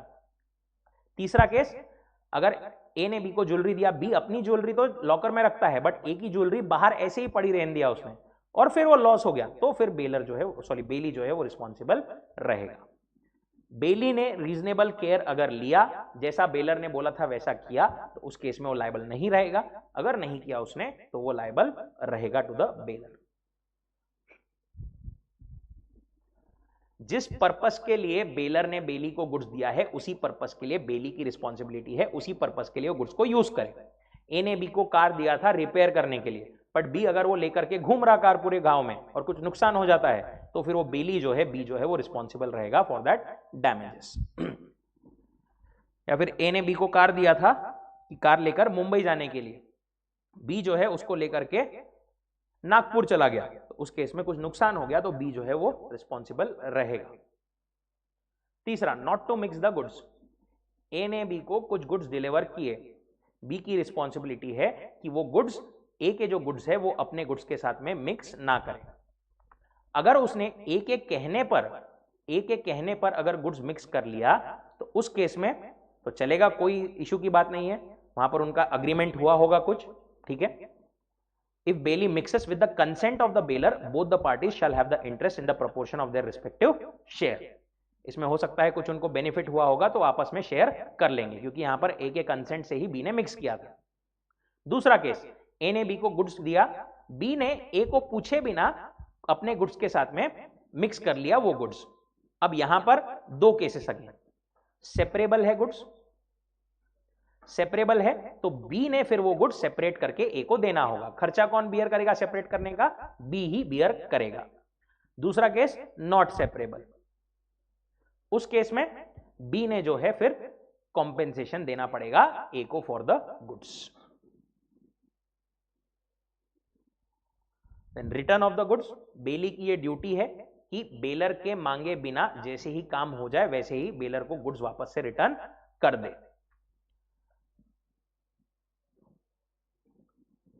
अगर उसने टाइम पर रिटर्न नहीं किया और उसके बाद में कुछ लॉस, डिस्ट्रक्शन, डिटेरियोरेशन होता है तो फिर बेली रिस्पॉन्सिबल रहेगा। रिटर्न एंड अक्रीशन, बेलर ने बेली को कुछ गुड्स डिलीवर किया और उस गुड्स में कुछ एडिशन, कुछ इंक्रीमेंट, कुछ अक्रीशन होता है तो बी ने वो एडिशन, एक्रीशन, इंक्रीमेंट जो है वो भी वापस से रिटर्न करना पड़ेगा। मेन गुड्स तो करना ही पड़ेगा बट साथ में वो जो एडिशन है वो भी रिटर्न करना पड़ेगा। And lastly, not to set up adverse title. A ने बी को गुड्स दिया था तो उस पर बी अपना हक नहीं जता सकता, अपना टाइटल सेटअप नहीं कर सकता वहां पर। बेलर के क्या राइट्स है? Right to terminate the bailment. सबसे पहला, बेलर का ये राइट है कि वो जब चाहे बेलमेंट को टर्मिनेट कर सकता है। Contract is voidable at the option of bailor if bailee acts inconsistent with the condition. अगर बेली कुछ कंडीशंस के अगेंस्ट कुछ चीजें करता है inconsistent with the conditions of the bailment, तो बेलर कभी भी जब चाहे वो टर्मिनेट कर सकता है। बेलर कभी भी गुड्स वापस मांग सकता है बेली से, ठीक है, जब वो चाहे। पर अगर उसने टाइम के पहले वापस मांगा और सामने वाले को उस केस में नुकसान हुआ तो उस केस में बेली को उसने कॉम्पेंसेशन करना पड़ेगा, बेलर ने बेली को कॉम्पेंसेशन करना पड़ेगा। अगर ग्रेचुइटियस बेलमेंट के केस में जैसा अपन ने ऊपर देखा था वही केस यहां पर है कि अगर बेनिफिट जो है उससे ज्यादा सामने वाले को लॉस हो गया है बिकॉज ऑफ प्रीमैच्योर टर्मिनेशन, तो वो एक्सेस लॉस उसको भरपाई करके देना पड़ेगा। Right to file a suit against wrong doer, right to, ये आगे दिया है अपने को, right to sue the bailee. Bailor के राइट, ये बेलर के पास में सारे राइट्स है कि वो बेली को स्यू कर सकता है for enforcement of all liabilities and duties. Right to compensation, अगर कुछ भी damage is cause to the goods bailed because of the unauthorised use mixing, तो बेलर का राइट है कि वो कॉम्पेंसेशन क्लेम करे फ्रॉम द बेली। अब बेली के क्या राइट्स है? उसके राइट है to deliver the goods to any one of the joint bailors. A B C ने मिल करके गुड्स जो है वो सी को डिलीवर किए थे, तो सी जो है वो किसी एक को भी रिटर्न कर सकता है। राइट टू इंडेमनिटी, ए ने बी को गुड्स डिलीवर किया था पर ए जो है वो एंटाइटल्ड इन, ए के गुड्स थे ही नहीं, वो गुड्स सी के थे, सी ने बी पर केस कर दिया तो बी जो है ये लॉस अगर जो उसको हुआ वो ए से रिकवर कर सकता है, जैसा अपन ने ऊपर देखा वही case. Right to claim compensation in case of faulty goods, bailee is entitled to receive compensation from the bailor for loss cost to him due to failure of the bailor to disclose any faults. Bailor की responsibility है कि वो बेली को सारे defaults या faults बताए, but अगर baler ने सारे फॉल्ट्स नहीं बताए और बेली को कुछ नुकसान होता है तो बेली जो है उससे वो नुकसान की भरपाई ले सकता है। ग्रेचुइटियस बेलमेंट के केस में वो necessary plus ordinary expenses, baler की ड्यूटी थी पे करने की, बेली का राइट है वो रिकवर करने की। Right to apply to court to decide the title. A ने गुड्स डिलीवर किया बी को, फिर सी आया उसके पास, बोले गुड्स मेरे हैं, ए बोला मेरे हैं, सी बोला मेरे हैं, तो बी अब वापस किसको करे? बी जो है कोर्ट को बोल सकता है कि आप डिसाइड करो और फिर अकॉर्डिंगली मैं जो है रिटर्न करूंगा, कोर्ट को अप्लाई कर सकता है। एंड पर्टिकुलर लीन, जनरल लीन अपने को आगे दिया हुआ है। एक जो राइट ऊपर अपन ने छोड़ा था, right of bailor and bailee against any wrong doer, ठीक है, ये क्या बोलता है? अगर कोई थर्ड पर्सन के वजह से बेली उस गुड्स का जो फॉर एग्जांपल ए ने बी को कार दिया रिपेयर करने के लिए, बी का कोई एम्प्लॉय था सी, वो कार लेकर के चला गया बिना बोले, अब बी जो है वो कार को रिपेयर नहीं कर पा रहा है, तो यहां पर बी के पास में सारे राइट्स आ जाते हैं जो राइट्स ए के पास में थे टू स्यू सी, सी के ऊपर केस करने के सारे राइट्स बी के पास में आ जाते हैं। जो भी इसको बी को सी से कॉम्पेंसेशन मिलेगा वो ये लोग आपस में बांट लेंगे। That is apportionment of relief और compensation obtained by such suits. Termination of bailment क्या बोलता है? On expiry of stipulated period. Termination of bailment कब होगा? बेलमेंट खत्म कब होगा? सबसे पहले on the expiry of the stipulated period. जैसे ही आपने कोई टाइम पीरियड के लिए 2 मंथ के लिए बेलमेंट किया था, जैसे ही वो टाइम पीरियड खत्म हुआ वैसे ही, या फिर कोई स्पेसिफिक पर्पस के लिए किया था तो जैसे ही वो पर्पस खत्म हुआ वैसे ही। टर्मिनेशन बाय नोटिस भी हो सकता है, ठीक है, अगर बेली ने इनकंसिस्टेंट यूज किया तो बेलर नोटिस दे करके टर्मिनेट कर सकता है, ठीक है। ग्रेचुइटियस बेलमेंट के केस में बेली से बेलर जो है कभी भी गुड्स नोटिस दे करके रिकवर कर सकता है। बाय डेथ, ग्रेचुइटियस बेलमेंट्स अगर मतलब फ्री ऑफ कॉस्ट ग्रेचुइटियस बेलमेंट है तो बेलर या बेली के डेथ पर वो बेलमेंट टर्मिनेट हो जाएगी। डिस्ट्रक्शन ऑफ सब्जेक्ट मैटर, जो सब्जेक्ट मैटर है गुड्स का, साइकिल बेल की थी अपन ने, अब साइकिल डिस्ट्रॉय हो गई, उस केस में भी वो contract of bailment would be terminated. Finder of lost goods, ये वाला एक अलग एक और केस था। क्या बोलता है ये? जो भी फाइंडर ऑफ लॉस्ट गुड्स है उसकी क्या ड्यूटी है कि वो गुड्स अपने पास में संभाल करके रखे और ओनर के मिलने पर वो गुड्स को वापस से रिटर्न करे, ठीक है। अब अगर ओनर जो है मिलने के बाद में वो फॉर एग्जांपल ए को गुड्स मिले थे, ए ने ढूंढा ओनर को, उसको ओनर मिल गया बी, अब बी जो है उसको चार्जेस पे करने से मना कर रहा है, ए को कुछ चार्जेस लगे होंगे बी को ढूंढने में, वो गुड्स को संभाल के रखने में, अब बी बोल रहा है मैं वो चार्जेस पे नहीं करूंगा, तो क्या ए बी पर केस कर सकता है क्या? No right to sue the owner for compensation, पर ए जो है वो बी के गुड्स को अपने पास में रिटेन करके रख सकता है, ठीक है, अपने पास में रखेगा, उसको रिटर्न नहीं करेगा जब तक बी जो है वो पेमेंट ना करे, until he receive the compensation. Where the owner has offered specific reward, finder may sue the owner for such reward. अगर बी ने कोई स्पेसिफिक रिवॉर्ड डिक्लेयर किया था, जो भी ढूंढेगा उसको मैं पैसे दूंगा, वो उसके लिए ए जो है बी को स्यू कर सकता है। अच्छा, एक और case, when finder of the things commonly on sale may sell it. Goods अगर ऐसे हैं जो कि नॉर्मल खरीदे बेचे जाते हैं इन द मार्केट, उस केस में क्या होगा?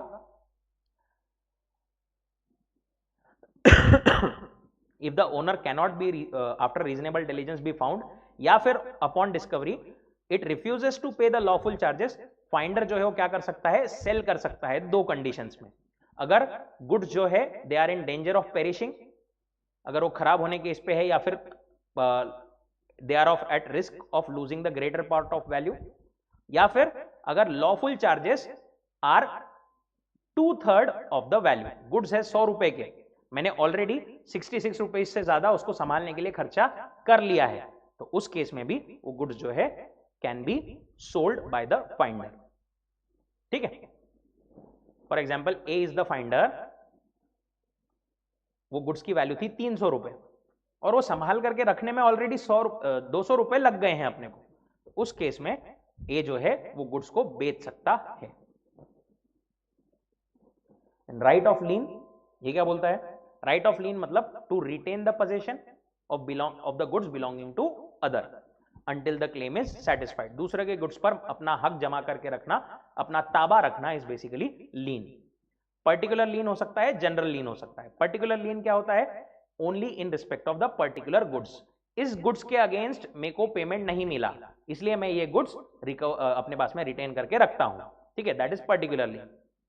जनरल लीन क्या होता है? General lien basically right to retain goods only for the demands arising out of the goods but out of general balance. Particular lien basically उस स्पेसिफिक ट्रांजैक्शन के लिए होता है. General lien overall general balance के लिए लीन होता है. For example मेरे को पैसे लेने थे इन जनरल, उसके अगेंस्ट मैंने गुड्स जो है रिटेन करके रख लिए. ठीक है, कोई और ट्रांजैक्शन के पैसे लेने थे बट मैंने उसके गुड्स जो है रिटेन करके रख लिए. Particular lien only with respect to that particular transaction. For example घड़ी रिपेयर करना था, मैंने रिपेयर कर दी, सामने वाला पैसे नहीं दे रहा, तो मैं वो घड़ी जो है वो अभी उस ट्रांजैक्शन के लिए रिटेन करके रख ले रहा हूं.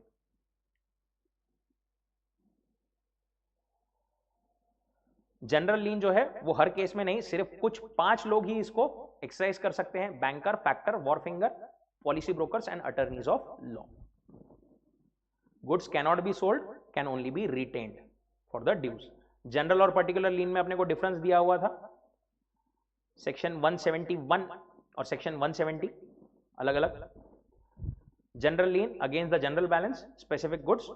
Particular lien for specific goods for that specific transaction.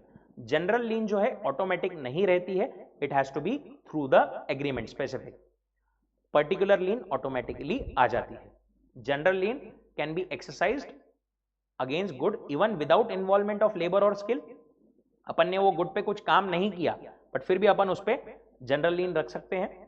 But particular lien only when उस गुड्स पर अपन ने कुछ काम किया है, वो ट्रांजैक्शन का स्पेसिफिक पर्पस या फिर वो पर्टिकुलर पर्पस उस ट्रांजैक्शन में उस गुड्स का कुछ हुआ है, तो ही अपन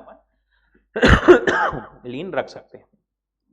जनरल लीन कुछ ही लोग रख सकते हैं, banker, factor, wharfinger, policy broker. But यहां पर जो है पर्टिकुलर लीन कोई भी रख सकता है, bailee, finder of lost goods, pledgee, unpaid seller, etcetera etcetera etcetera. Pledge. Pledge क्या है? Pledge basically is what? Again bailment ही है बट सामने वाले को एज अ सिक्योरिटी अपन ने कुछ चीज रखी है, दैट इज प्लेज. बेसिकली गिरवी रखा है अपन ने सामने वाले के लिए, सामने के वाले के पास में कुछ, दैट इज प्लेजिंग. अपन ने पैसे लिए थे, उसके अगेंस्ट कुछ गिरवी रखा है. जो गिरवी रख रहा है उसको बोलते हैं पॉनर, जिसके पास में गिरवी रखा है उसको क्या बोलते हैं? पॉनी. एसेंशियल्स क्या थे यहां पर? there shall be a bailment for security. Subject matter shall be the goods. Goods pledged shall be in existence. Existent goods के लिए अपने को जो goods existence में है उसी को bailment किया जा सकता है, उसी का मतलब pledge किया जा सकता है. And there shall be delivery of goods from pledger to pledgee. Pledger that is pawner, pledgee is pawnee और bailey. पॉनी या प्लेजी के क्या राइट्स है? जिसको गिरवी जिसके पास में अपन ने रखा है उसके क्या राइट्स है? Right to retain the pledged goods. A ने बी से लोन लिया और उसको कुछ गुड्स जो है गिरवी रखा, तो बी जो है वो गुड्स को रिटेन करके रख सकता है for this payment plus interest also, right. उससे रिलेटेड कोई और एक्सपेंस हुए उसके लिए भी वो रिटेन करके रख सकता है. Right of retention of subsequent, right to retention of subsequent debts. ये क्या बोलते हैं? ए ने फॉर एग्जाम्पल बी से पहले कोई ट्रांजैक्शन किया था, 10,000 रुपए उधार लिए थे, उसके अगेंस्ट कुछ गुड्स रखे थे. अब वो 10,000 रुपए रिटर्न कर दिए बट बाद में वापस 20,000 रुपए लिए, तो ये नेक्स्ट ट्रांजैक्शन के लिए गुड्स रिटेन करके रखे जा सकते हैं क्या? बोलता है रखे जा सकते हैं. Only when there is a contract to this effect. अगर स्पेसिफिक ऐसा कॉन्ट्रैक्ट किया है कि हम दूसरे ट्रांजैक्शन के लिए भी ये गुड्स रख सकते हैं तो वो रख सकता है. अगर पॉनी ने जो गुड्स उसके पास में रखे गए हैं, प्लेजी के पास में जो गुड्स रखे गए हैं, प्लेजी या पॉनी जो भी बोलो, उसके पास में जो गुड्स रखे गए हैं उसके रिलेटेड उसके सेफ कस्टडी या फिर उसको मेंटेन करने के लिए कोई एक्स्ट्रा ऑर्डिनरी एक्सपेंस किए हैं, तो प्लेजर की ये रिस्पॉन्सिबिलिटी है कि वो उसको वापस से पैसे दे. Pawnee's right where pawnor makes a default. अगर पॉनर डिफॉल्ट कर देता है, पॉनर जो है पेमेंट नहीं करता है, उसने गुड्स गिरवी रखे थे, पैसे लिए थे बट पैसे वो वापस रिटर्न नहीं करता है, तो उस केस में पॉनी में ब्रिंग द सूट अगेंस्ट पॉनर, वो पॉनर पे केस कर सकता है कि भाई पैसे दे वापस, या फिर वो गुड्स को सेल भी कर सकता है। ठीक है, तो उसके पास में गुड्स गिरवी रखे हैं सामने वाले ने, उसको बेच भी सकता है। अगर वो लोन का अमाउंट था फॉर एग्जाम्पल 100 रुपए, उसको बेच करके 80 रुपए ही मिले, तो 20 रुपए के लिए अभी भी सामने वाला लायबल रहेगा। अगर बेच करके 120 रुपए मिले तो 20 रुपए वो सामने वाले को रिटर्न करना पड़ेगा, पॉनी ने पॉनर को देना होगा। पॉनर के क्या राइट्स है? Right to redeem.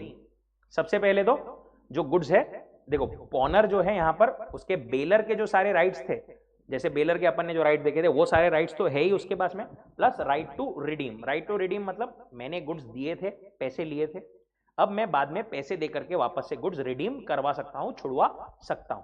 ठीक है, अगर मैंने टाइम पे पेमेंट नहीं किया, डिले हो गया फॉर एग्जाम्पल, ठीक है, तो उस केस में क्या होगा, मैं बाद में कभी पेमेंट करके भी रिकवर कर सकता हूं क्या? कर सकता हूं, बट उस केस में मेरे को सामने वाले को कुछ लॉस हुआ, उसके लिए कॉम्पेंसेशन देना पड़ेगा, सामने वाले ने कोई एक्स्ट्रा ऑर्डिनरी एक्सपेंसेस इनकर किए, वो भी उसका पेमेंट देना पड़ेगा। ड्यूटीज ऑफ पॉनी क्या थी? पॉनी की ड्यूटीज थी वही सारी कि take reasonable care of the pledged goods, जिसके पास में गुड्स गिरवी रखे हैं उसकी क्या ड्यूटीज है? Proper reasonable care, unauthorise use नहीं कर सकता वो, रिटर्न करना पड़ेगा उसको goods when the debt has been repaid, not to mix with own goods, then duty not to act inconsistent with the terms and return any accretion, जैसा अपन ने ऊपर देखा था वैसा ही। पॉनर की क्या ड्यूटीज है? पॉनर की ड्यूटीज है ये कि ही इज लायबल टू पे द डेट, दूसरा कंपेंसेट द पॉनी, तीसरा अगर गुड्स जो है वो ब्रिटल है या फिर कुछ उसमें रिस्क है इन्वॉल्व, तो वो सामने वाले पॉनी को बताए कि भाई इसमें देखे जो इसको हैंडल विद केयर प्रॉपरली, ऐसी ऐसी इसमें डेंजरस कुछ है या फिर इसमें कुछ एक्स्ट्रा ऑर्डिनरी रिस्क है, बराबर संभाल करके रखना, ये सामने वाले को बताने की रिस्पॉन्सिबिलिटी है। अगर पॉनर को sorry if loss occurs to pawnee due to defect in pawnor's title, pawnor गिरवी रख ही नहीं सकता था बट उसने रख दिया, तो पॉनी जो है उससे अगर कुछ नुकसान होता है और रियल ओनर ने कुछ केस वेस किया उसकी वजह से, तो वो भी रिकवर कर सकता है। अगर पॉनी बेच देता है गुड्स को बिकॉज ऑफ डिफॉल्ट ऑफ पॉनर, तो पॉनर को अगर कुछ डेफिसिट फिर भी रहता है जैसा ऊपर देखा, वो रिपे करना होगा। अब गिरवी कौन रख सकता है गुड्स? ओनर, जिसके गुड्स है वही गिरवी रख सकता है दूसरे के पास में। लॉ ने अपने को कुछ एक्सेप्शंस दिए हैं जहां पर नॉन ओनर्स भी गिरवी रख सकते हैं। सबसे पहला मर्केंटाइल एजेंट। मर्केंटाइल एजेंट गिरवी रख सकता है अपने प्रिंसिपल के गुड्स, अगर वो गुड्स उसके पास में ऑर्डिनरी कोर्स ऑफ बिजनेस में अगर उसने गिरवी रखा है तो, and with the consent of the principal उसके पास में वो गुड्स थे तो। ठीक है, मर्केंटाइल एजेंट के पास में उसके कंसेंट से गुड्स थे, बट मर्केंटाइल एजेंट के पास में प्रिंसिपल की ये कंसेंट नहीं थी कि तू भाई मेरे गुड्स प्लेज कर सकता है, फिर भी उसने प्लेज कर दिया। अब अगर प्लेजी ने जो है वो गुड्स इसमें मतलब बोनाफाइड इसमें एक्सेप्ट किया, तो वो प्लेज जो है वो वैलिड रहेगा।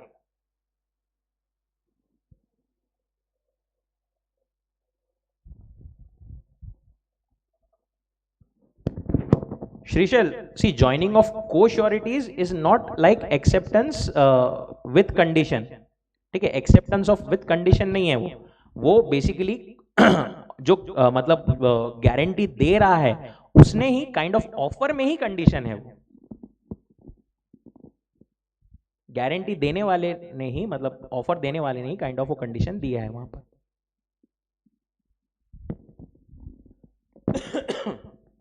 एक minute, let me quickly change the sales.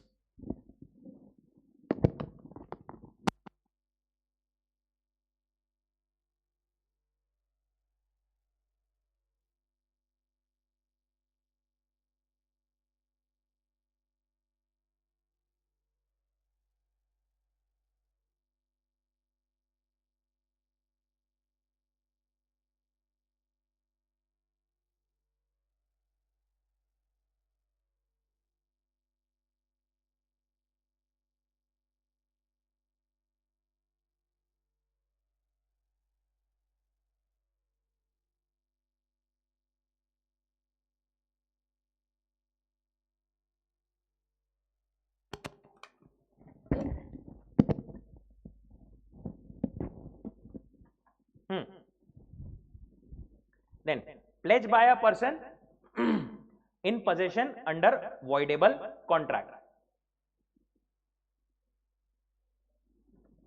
Pledge by a person in possession under voidable contract.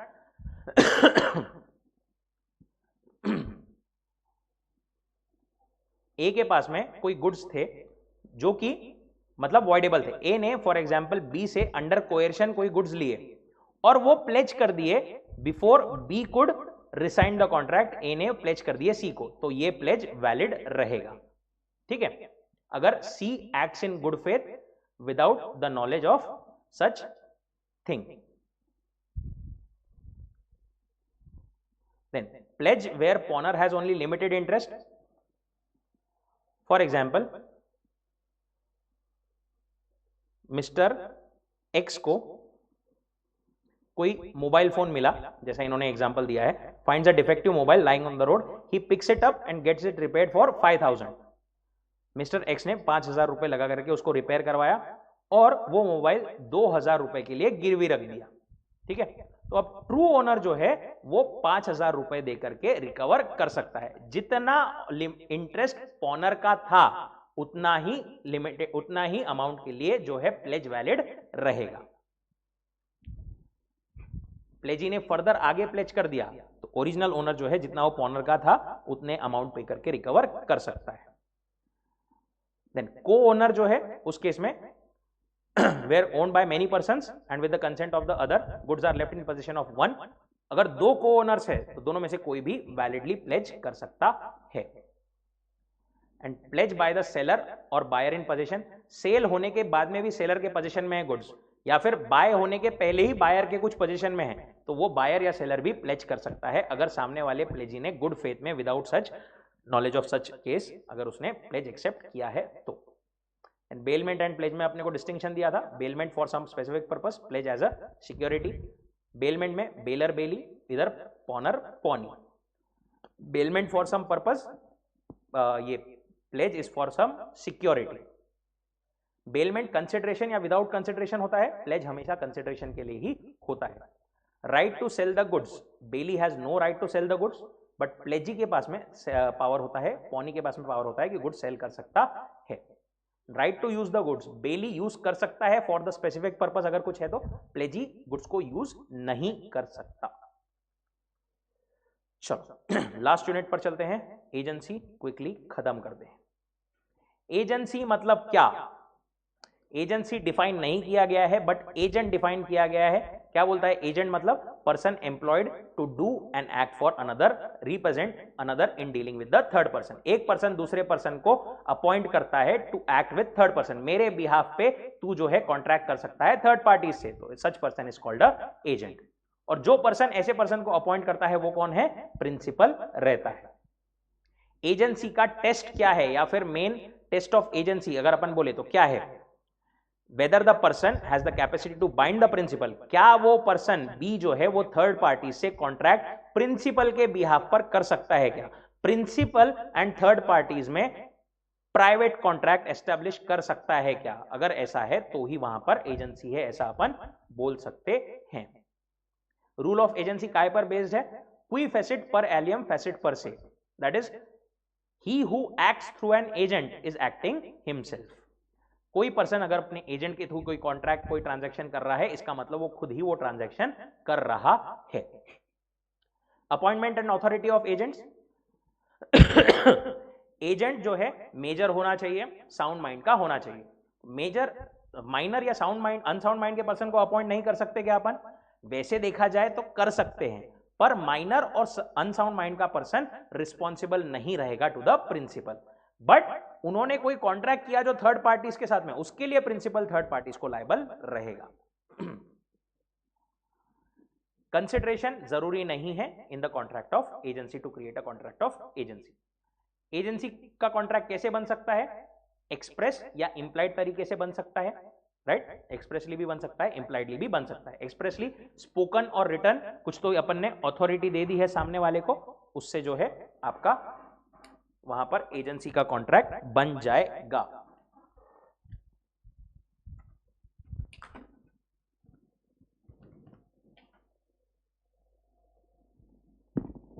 On the other hand contract can be implied, आपने जो है अपने कुछ कंडक्ट से, basically circumstances of the case, conduct से ऐसा बताया है कि आप जो है आप में एजेंसी का रिलेशन है दो पर्सन्स के बीच में, तो वहां पर भी आपकी इम्प्लाइड अथॉरिटी से बेसिकली एजेंसी क्रिएट हो जाएगी। इम्प्लाइड एजेंसी में एस्टॉपल भी आ जाएगा। एक पर्सन ने ऐसा दूसरे को बताया है कि, फॉर एग्जांपल ए ने अपने कंडक्ट से ऐसा बताया है कि मैं बी का एजेंट हूं, या बी ने ऐसा बताया है कि ए जो है वो मेरा एजेंट है थर्ड पार्टीज को, तो now they are basically stopped. Principal की मेन अपन बात कर रहे हैं। प्रिंसिपल ने अगर ऐसा बताया अपने कंडक्ट से थर्ड पार्टीज को कि ए मेरा एजेंट है, उस केस में फिर B is now stopped from denying the agency, बाद में उसको एक्सेप्ट करना पड़ेगा वो एजेंसी का कॉन्ट्रैक्ट। कंडीशंस फुलफिल क्या होनी चाहिए इसके लिए? Principal must have made a representation, express या implied. Representation must state that agent has authority to do something. B ने ऐसा बताया है कि ए एजेंट है, उसके पास में अथॉरिटी है। उस बेसिस पर थर्ड पार्टी ने कॉन्ट्रैक्ट एंटर किया है एंड थर्ड पार्टी ने वो रिप्रेजेंटेशन पर बिलीव करके काम किया है। Agent by necessity, normally agent को तो नॉर्मल अथॉरिटी रहती है, बट इमरजेंसी के केस में कभी कभी एजेंसी का कॉन्ट्रैक्ट क्रिएट हो जाता है, ठीक है, उसके पास में एजेंट बोल करके एक्स्ट्रा अथॉरिटी आ जाती है to save the principal from loss.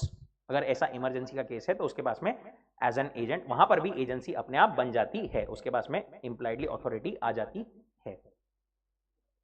Operation of law से भी एजेंसी हो सकती है। पार्टनर्स जैसे पार्टनरशिप में एक दूसरे के एजेंट होते हैं।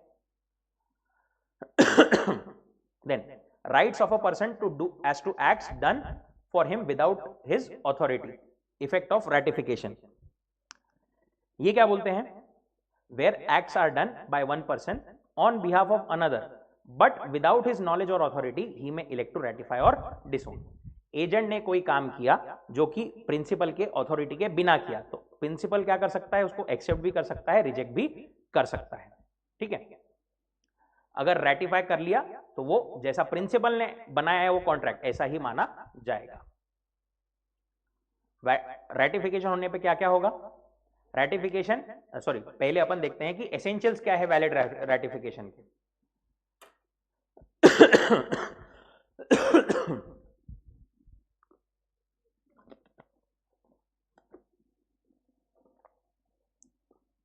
रेटिफिकेशन जो है एक्सप्रेसली भी हो सकता है, इंप्लाइडली भी हो सकता है, ठीक है। ये इंपॉर्टेंट पॉइंट है, इसको अच्छे से पढ़ लेना एग्जांपल्स के साथ में। ए ने for example without authority buy किया goods for B, afterwards B sells them to C on his own account and B's conduct implies the ratification for the purchase. वैसे ही A without B's authority lends B's money to C, A ने B के पैसे ए ने सी को दे दिया, ठीक है। अब यहां पर बी ने एक्सप्रेसली बोला नहीं कि मैं रेटिफाई करता हूं, बट सी से इंटरेस्ट एक्सेप्ट कर लिया, तो it is what? Ratification implied. Knowledge requisite for valid ratification, principal को पूरा नॉलेज अबाउट द फैक्ट्स रहना चाहिए फॉर वैलिड रेटिफिकेशन। अगर उसको पूरा नॉलेज नहीं है तो फिर वहां पर रेटिफिकेशन वैलिड नहीं रहेगा। पूरा ट्रांजैक्शन रेटिफाई करना जरूरी है, कुछ पार्ट में एक्सेप्ट करता हूं, कुछ पार्ट रिजेक्ट करता हूं, ऐसा नहीं चलेगा। रेटिफिकेशन से अगर थर्ड पार्टी को कुछ इंजरी हो रही है, ठीक है, तो उस केस में रेटिफिकेशन नहीं किया जा सकता। एग्जाम्पल 13 एंड 14 एक बार पढ़ लेंगे सब लोग। Ratification with in reasonable time, ratification जो है वो with in reasonable period of time होना जरूरी है। कम्युनिकेशन करना जरूरी है रेटिफिकेशन का, मैंने रेटिफाई कर लिया है, और जो आप एक्ट रेटिफाई कर रहे हो it must be valid. Illegal या वॉइड एक्ट को आप रेटिफाई नहीं कर सकते। एक 10 मिनट एक्सटेंड करेंगे अपन, ये यूनिट कंप्लीट कर लेते हैं, फिर अपना खत्म ही हो जाएगा contract act. Then extent of agent's authority. Normal case में एजेंट के पास में नॉर्मल केस में कितनी अथॉरिटी होती है? जो काम करने की अथॉरिटी दी है प्रिंसिपल ने, वो काम और उससे रिलेटेड सारे काम करने की, उससे नेसेसरी, उससे इंसिडेंटल सारे काम करने की अथॉरिटी रहती है एजेंट के पास में, ठीक है। फॉर एग्जांपल घर बनाने की अथॉरिटी दी तो उससे रिलेटेड सीमेंट परचेस करने की वगैरह भी अथॉरिटी मिल जाती है। एजेंट की ऑथोरिटी इमरजेंसी के केस में बढ़ जाती है to protect the principal from loss. जो भी चीजें करने की जरूरत है एज अ ऑर्डिनरी प्रूडेंस, वो सब काम करने की ऑथोरिटी एजेंट के पास में आ जाती है। बट इमरजेंसी होने के लिए ये कंडीशन सेटिस्फाई होना जरूरी है कि एजेंट के पास में अपॉर्चुनिटी नहीं रहनी चाहिए कि वो कम्युनिकेट करे पहले प्रिंसिपल को, उसके पास में टाइम नहीं रहना चाहिए कि भाई मैं कम्युनिकेट नहीं कर सकता, मेरे को अपने आप से एक्ट करना पड़ेगा। कुछ एक्चुअल नेसेसिटी रहनी चाहिए, वहां पे इमरजेंसी रहनी चाहिए। एजेंट ने bona fide for the benefit of principal काम किया, most reasonable and practicable course accept ये किया, मतलब अंडरटेक किया, एंड जो गुड्स है जिसको प्रोटेक्ट करना है they are in the position of the agent. Sub agent मतलब एजेंट ने अपॉइंट किया हुआ एक और agent is basically sub agent. Principal का agent is normal agent, agent ने अपना कोई सब एजेंट अपॉइंट किया तो दैट इज एजेंट ने अपना कोई एजेंट अपॉइंट किया तो वो सब एजेंट है।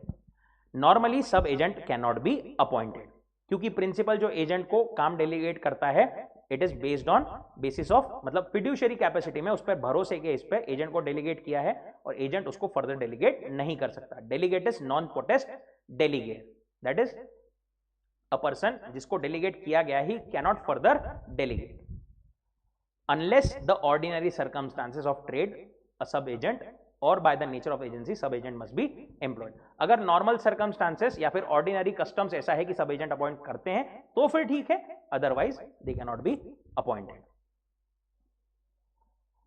नाउ कौन से केसेस में सब एजेंट अपॉइंट किए जा सकते हैं? अगर ओरिजिनल आपका टर्म्स ऑफ कॉन्ट्रैक्ट ऐसा था, आपके प्रिंसिपल ने अथॉरिटी दी थी कि आप जो है सब एजेंट अपॉइंट कर सकते हो तो आप कर सकते हो। अगर नॉर्मल आपके कस्टम्स ऑफ ट्रेड, मतलब नॉर्मल आपकी पद्धत ऐसी है कि आपके बिजनेस में अपॉइंट होता है तो आप कर सकते हो, या फिर कुछ अनफोर्सिन इमरजेंसी है उस केस में भी अपॉइंटमेंट किया जा सकता है। Then representation of principal by sub agent properly appointed. अगर प्रॉपरली सब एजेंट को अपॉइंट किया गया है, प्रॉपरली मतलब लीगली वैलिडली अपॉइंट अगर किया गया है, तो प्रिंसिपल लायबल रहेगा थर्ड पार्टीज को for acts of sub agent.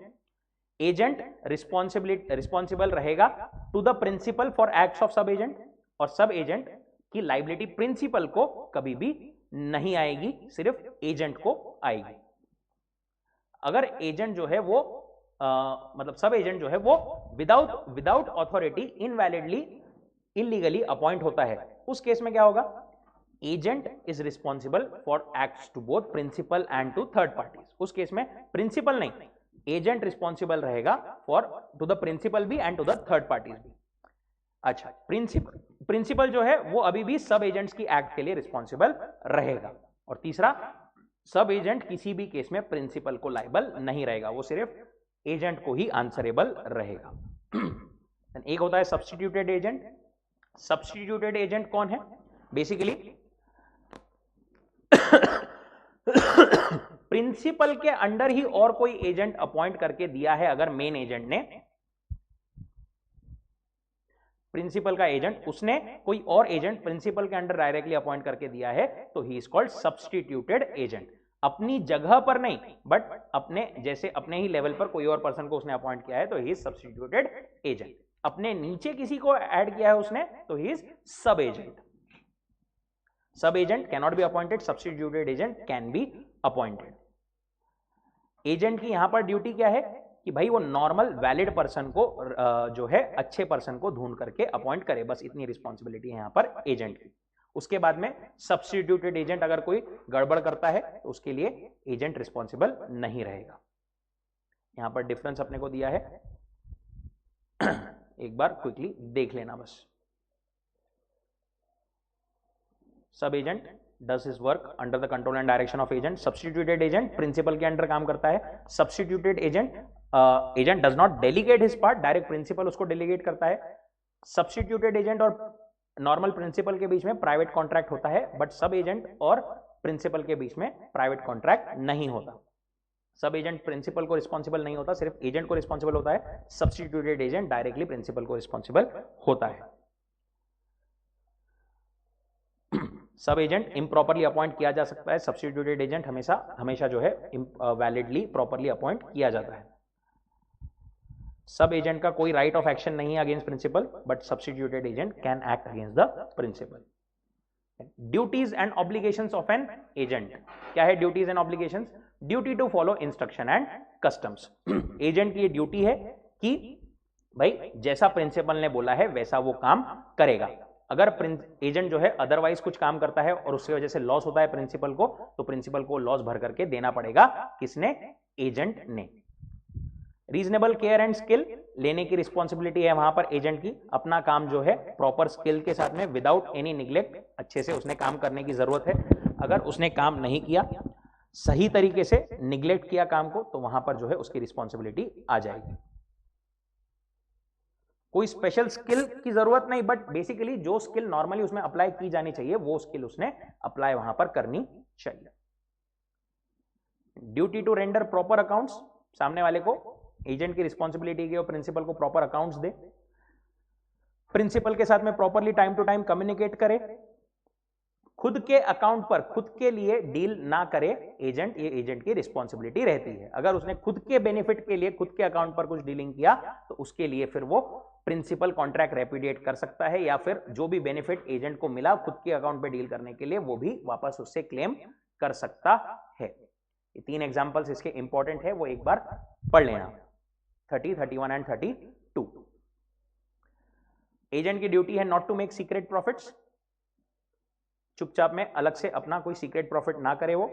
Duty not to delegate, वो आगे और किसी को डेलीगेट नहीं कर सकता।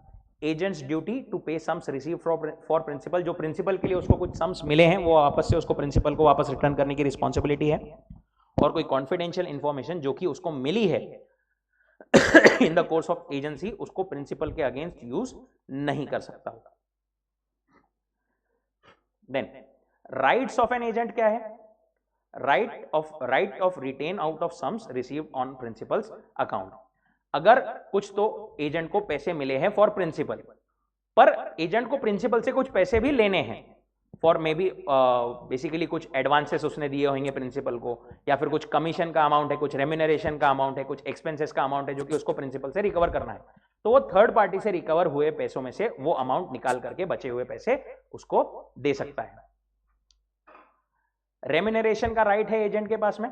एजेंट जो है फुकट में काम नहीं करता है ऑब्वियसली, उसके पास में पूरा राइट है कि वो रेम्यूनरेशन रिकवर कर सकता है। अगर आपने एग्रीड कोई नहीं है कि कितना रेम्यूनरेशन होगा, तो जितना एक नॉर्मली उस केस में होता है वैसा कस्टमरी जैसा है, कस्टम्स जैसे है, उस हिसाब से आपको रेम्यूनरेशन आप क्लेम कर सकते हो as an agent. But agent ने अगर कोई मिसकंडक्ट किया तो उस मिसकंडक्ट वाले पार्ट के लिए वो रेम्यूनरेशन क्लेम नहीं कर सकता। यहां पर ये एग्जांपल दिया था, ये इंपॉर्टेंट है, एग्जांपल 33। फॉर एग्जांपल ए ने बी को बोला था, ए प्रिंसिपल था, बी जो है एजेंट था, ए ने बोला था कि 1 लाख रुपए रिकवर करके इन्वेस्ट कर दे इन कैटेगरी ए सिक्योरिटीज। बी ने रिकवर किया 1 लाख और 90,000 ए कैटेगरी में इन्वेस्ट किया, 10,000 और कहीं इन्वेस्ट कर दिया। तो बी जो है वो 1 लाख की रिकवरी के लिए उसको पेमेंट मिलेगा, 90,000 के लिए पेमेंट मिलेगा, 90,000 के इन्वेस्टमेंट के लिए, बट 10,000 के लिए उसको नहीं मिलेगा। Then agent's lien on principal property, agent जो है प्रिंसिपल के प्रॉपर्टी पर लीन रख सकता है, ताबा रख सकता है। क्यों? कंडीशन क्या? फॉर कमीशन फॉर डिसबर्समेंट, कुछ अगर अमाउंट उसको प्रिंसिपल से लेना है और प्रिंसिपल वो अमाउंट नहीं दे रहा है तो उसके अगेंस्ट वो लीन रख सकता है। कंडीशंस क्या जरूरी है यहां पर फुलफिल होना? Agent should be lawfully entitled to receive money by way of commission और डिसबर्समेंट, कुछ तो अमाउंट उसको लीगली रिसीवेबल रहना चाहिए एजेंट को प्रिंसिपल से। दूसरा, जिस प्रॉपर्टी पे वो ताबा रख रहा है वो प्रॉपर्टी उसको नॉर्मल कोर्स में मिली हुई रहनी चाहिए, जबरदस्ती उससे वो चोरी करके लाया एजेंट जो है प्रिंसिपल से, ऐसा नहीं होना चाहिए। देन एजेंट का राइट ऑफ लीन कब लॉस्ट हो जाएगा? When the possession of the property is lost. Possession गया, राइट ऑफ लीन भी चला जाएगा। एजेंट अगर अपना वेव कर देता है राइट ऑफ लीन तो उस केस में भी, या फिर अगर आपने कोई कॉन्ट्ररी कॉन्ट्रैक्ट किया है तो उस केस में भी आपका ये राइट चला जाएगा। राइट ऑफ इंडेमनिटी, ये क्या बोलता है? राइट ऑफ इंडेमनिटी है एजेंट के पास में for lawful acts. Agent principal ने बेसिकली एजेंट ने कोई काम किया प्रिंसिपल के बोलने पर, लॉफुल एक्ट किया, और उसके वजह से एजेंट को कोई नुकसान होता है तो प्रिंसिपल की रिस्पॉन्सिबिलिटी है कि वो एजेंट को इस चीज के लिए वापस पैसे दे, ठीक है, उसको लॉस रिपे करके दे। एजेंट ने कोई काम गुड फेथ में किया, ठीक है, जिसके वजह से एजेंट को नुकसान हुआ तो भी उसके लिए प्रिंसिपल रिस्पॉन्सिबल रहेगा।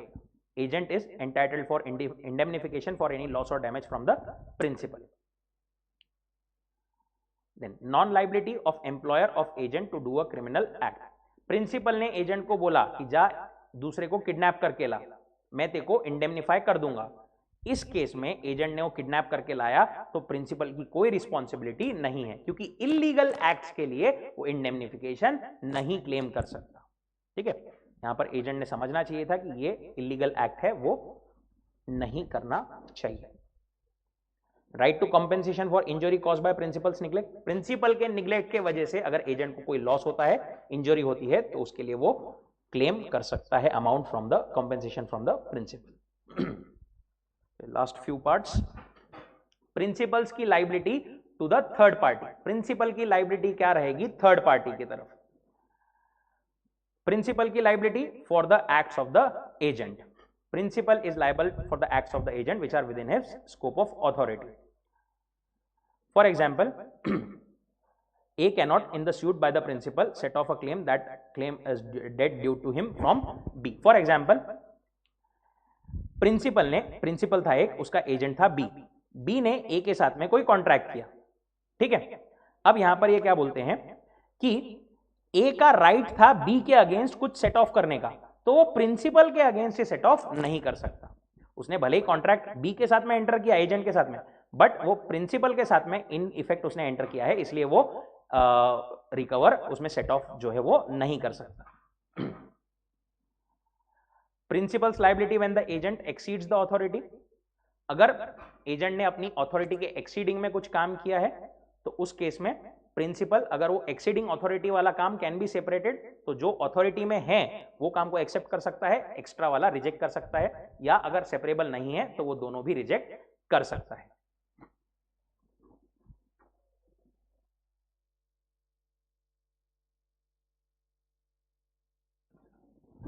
Principal not bound when excess of agent's authority is not separable. Then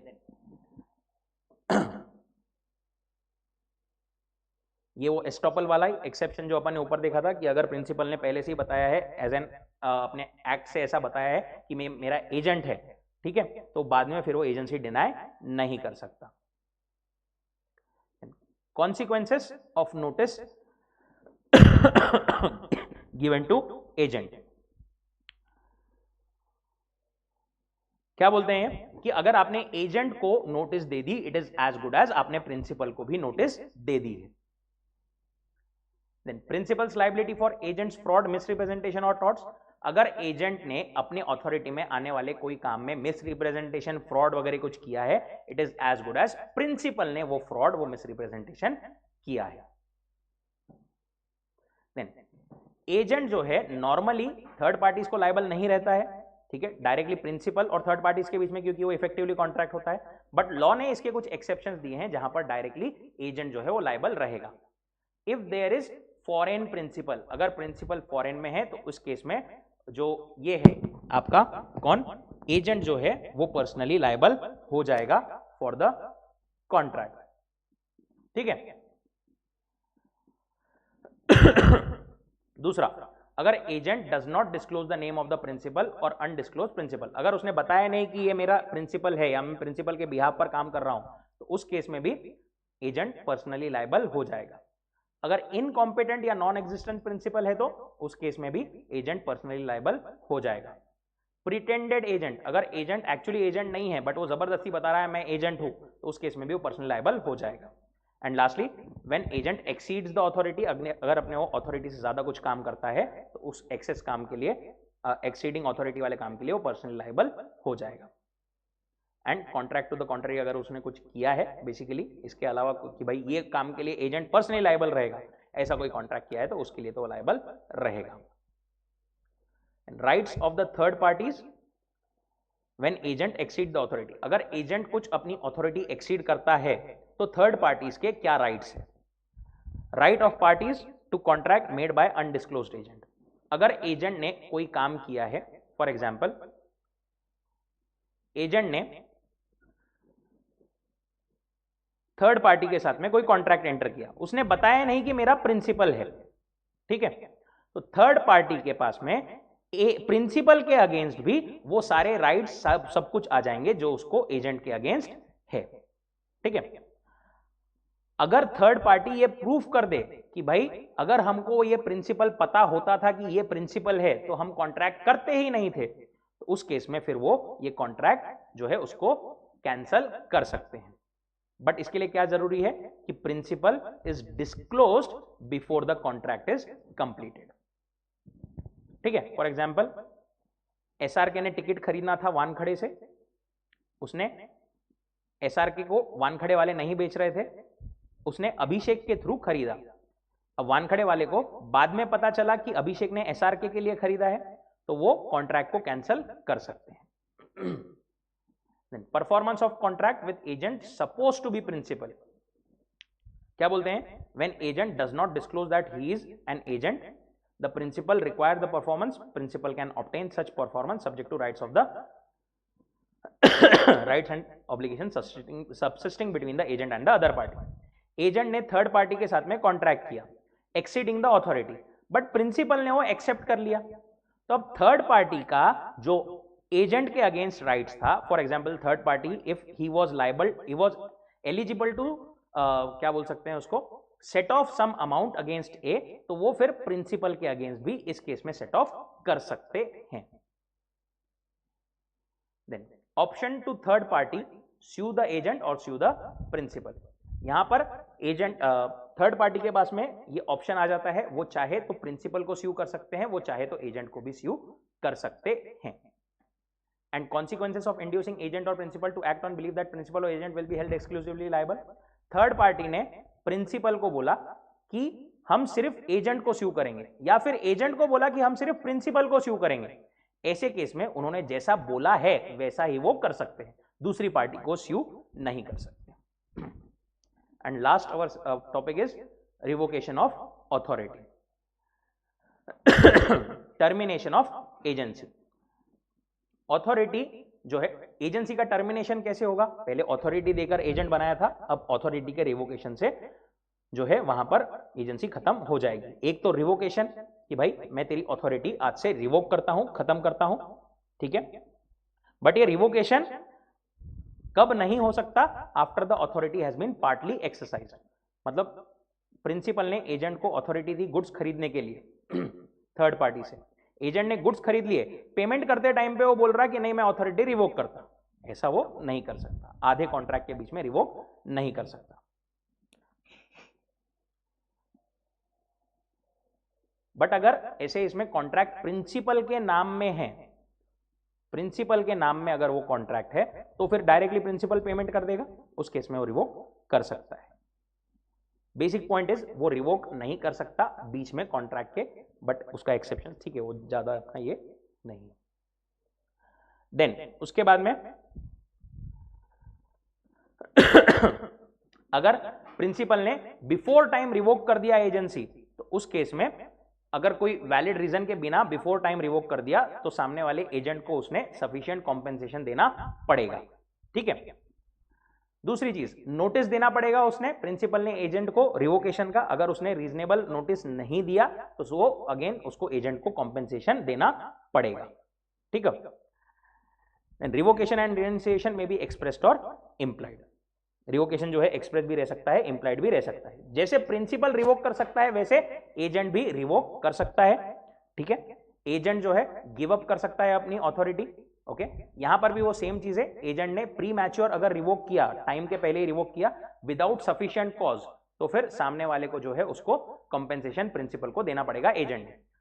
notice देना जरूरी है, नोटिस नहीं दिया तो फिर उस केस में भी उसको कंपेंसेशन देना पड़ेगा एजेंट ने प्रिंसिपल को। बिजनेस अगर आपका कंप्लीट हो गया, जो बिजनेस के लिए एजेंसी की थी, तो भी आपकी रिवोकेशन हो जाएगी। डेथ और इंसैनिटी, अगर डेथ या इंसैनिटी हो जाती है प्रिंसिपल या एजेंट की, तो भी आपकी एजेंसी रिवोक हो जाएगी। प्रिंसिपल इंसॉल्वेंट हो गया तो भी आपकी रिवोक हो जाएगी। टाइम एक्सपायर हो गया, अगर जितने टाइम के लिए किया था 2 साल के लिए, वो टाइम हो गया तो भी आपका जो है एक्सपायर हो जाएगा, एजेंसी रिवोक हो जाएगी। एजेंसी इररिवोकेबल कब हो जाती है? अगर फॉर एग्जांपल प्रिंसिपल ने बोला कि तू प्रॉपर्टी बेच दे और उसी में से खुद को पेमेंट कर लेना, ऐसा अगर कॉन्ट्रैक्ट है जहां पर agent is personally interested in the subject matter, is in that case agency becomes irrevocable. वो जो है रिवोक नहीं कर सकता एजेंसी, अगर एजेंट पर्सनली इंटरेस्टेड है उसमें तो। And effects of termination, termination होने का इफेक्ट क्या होगा? टर्मिनेशन इफेक्टिव कब से होगा? Termination of the authority of an agent does not so far as regards takes effect before it becomes known to him. देखो, प्रिंसिपल ने रिजेक्ट ऑथोरिटी जो है वो रिवोक कर दिया, तो एजेंट के लिए और थर्ड पार्टी के लिए कब इफेक्टिव होगा वो? जब एजेंट के नॉलेज में आया तब एजेंट के लिए इफेक्टिव होगा, थर्ड पार्टीज के नॉलेज में आया तब से थर्ड पार्टीज के लिए इफेक्टिव होगा। प्रिंसिपल ने लेटर भेज दिया रिवोकेशन का, ठीक है, बट अभी तक ए को मिला नहीं, ए ने थर्ड पार्टीज को गुड्स भेज दिया, तो यह ट्रांजैक्शन वैलिड रहेगा क्या? बिल्कुल वैलिड रहेगा, क्योंकि अभी तक ए को कम्युनिकेट नहीं हुआ है रिवोकेशन ऑफ एजेंसी। ए को रिवोकेशन ऑफ एजेंसी कम्युनिकेट हो गया है बट थर्ड पार्टीज को नहीं हुआ। ए ने थर्ड पार्टीज को गुड्स भेज दिया, थर्ड पार्टीज ने ए को पेमेंट कर दिया, ए पैसे लेकर के भाग गया। तो थर्ड पार्टीज ने जो पेमेंट किया है ए को, क्या वो वैलिड रहेगा? वो वैलिड रहेगा। प्रिंसिपल उनसे क्लेम नहीं कर सकता, क्योंकि थर्ड पार्टीज को अभी तक जो है पता ही नहीं है कि एजेंसी रिवोक हो गई है। एंड लास्टली, एजेंट्स की duty on termination of agency bye principles death और इंसैनिटी। प्रिंसिपल के डेथ या इंसैनिटी के वजह से जब एजेंसी टर्मिनेट हो जाती है तो एजेंट की ये ड्यूटी है कि वो सारे रीजनेबल स्टेप्स ले on the behalf of representatives, कि वो अपने एजेंट के, अपने प्रिंसिपल के लिए सब चीजें प्रॉपरली करे, उसके protection and preservation of his interest के लिए सब चीजें करे। एंड जैसे termination of authority of the agent, अगर एजेंट की अथॉरिटी टर्मिनेट हो जाती है तो उससे रिलेवेंट सारे सब एजेंट्स भी टर्मिनेट हो जाते हैं। Here we complete Indian contract act. Tomorrow we will cover up the remaining chapters. Thank you so much.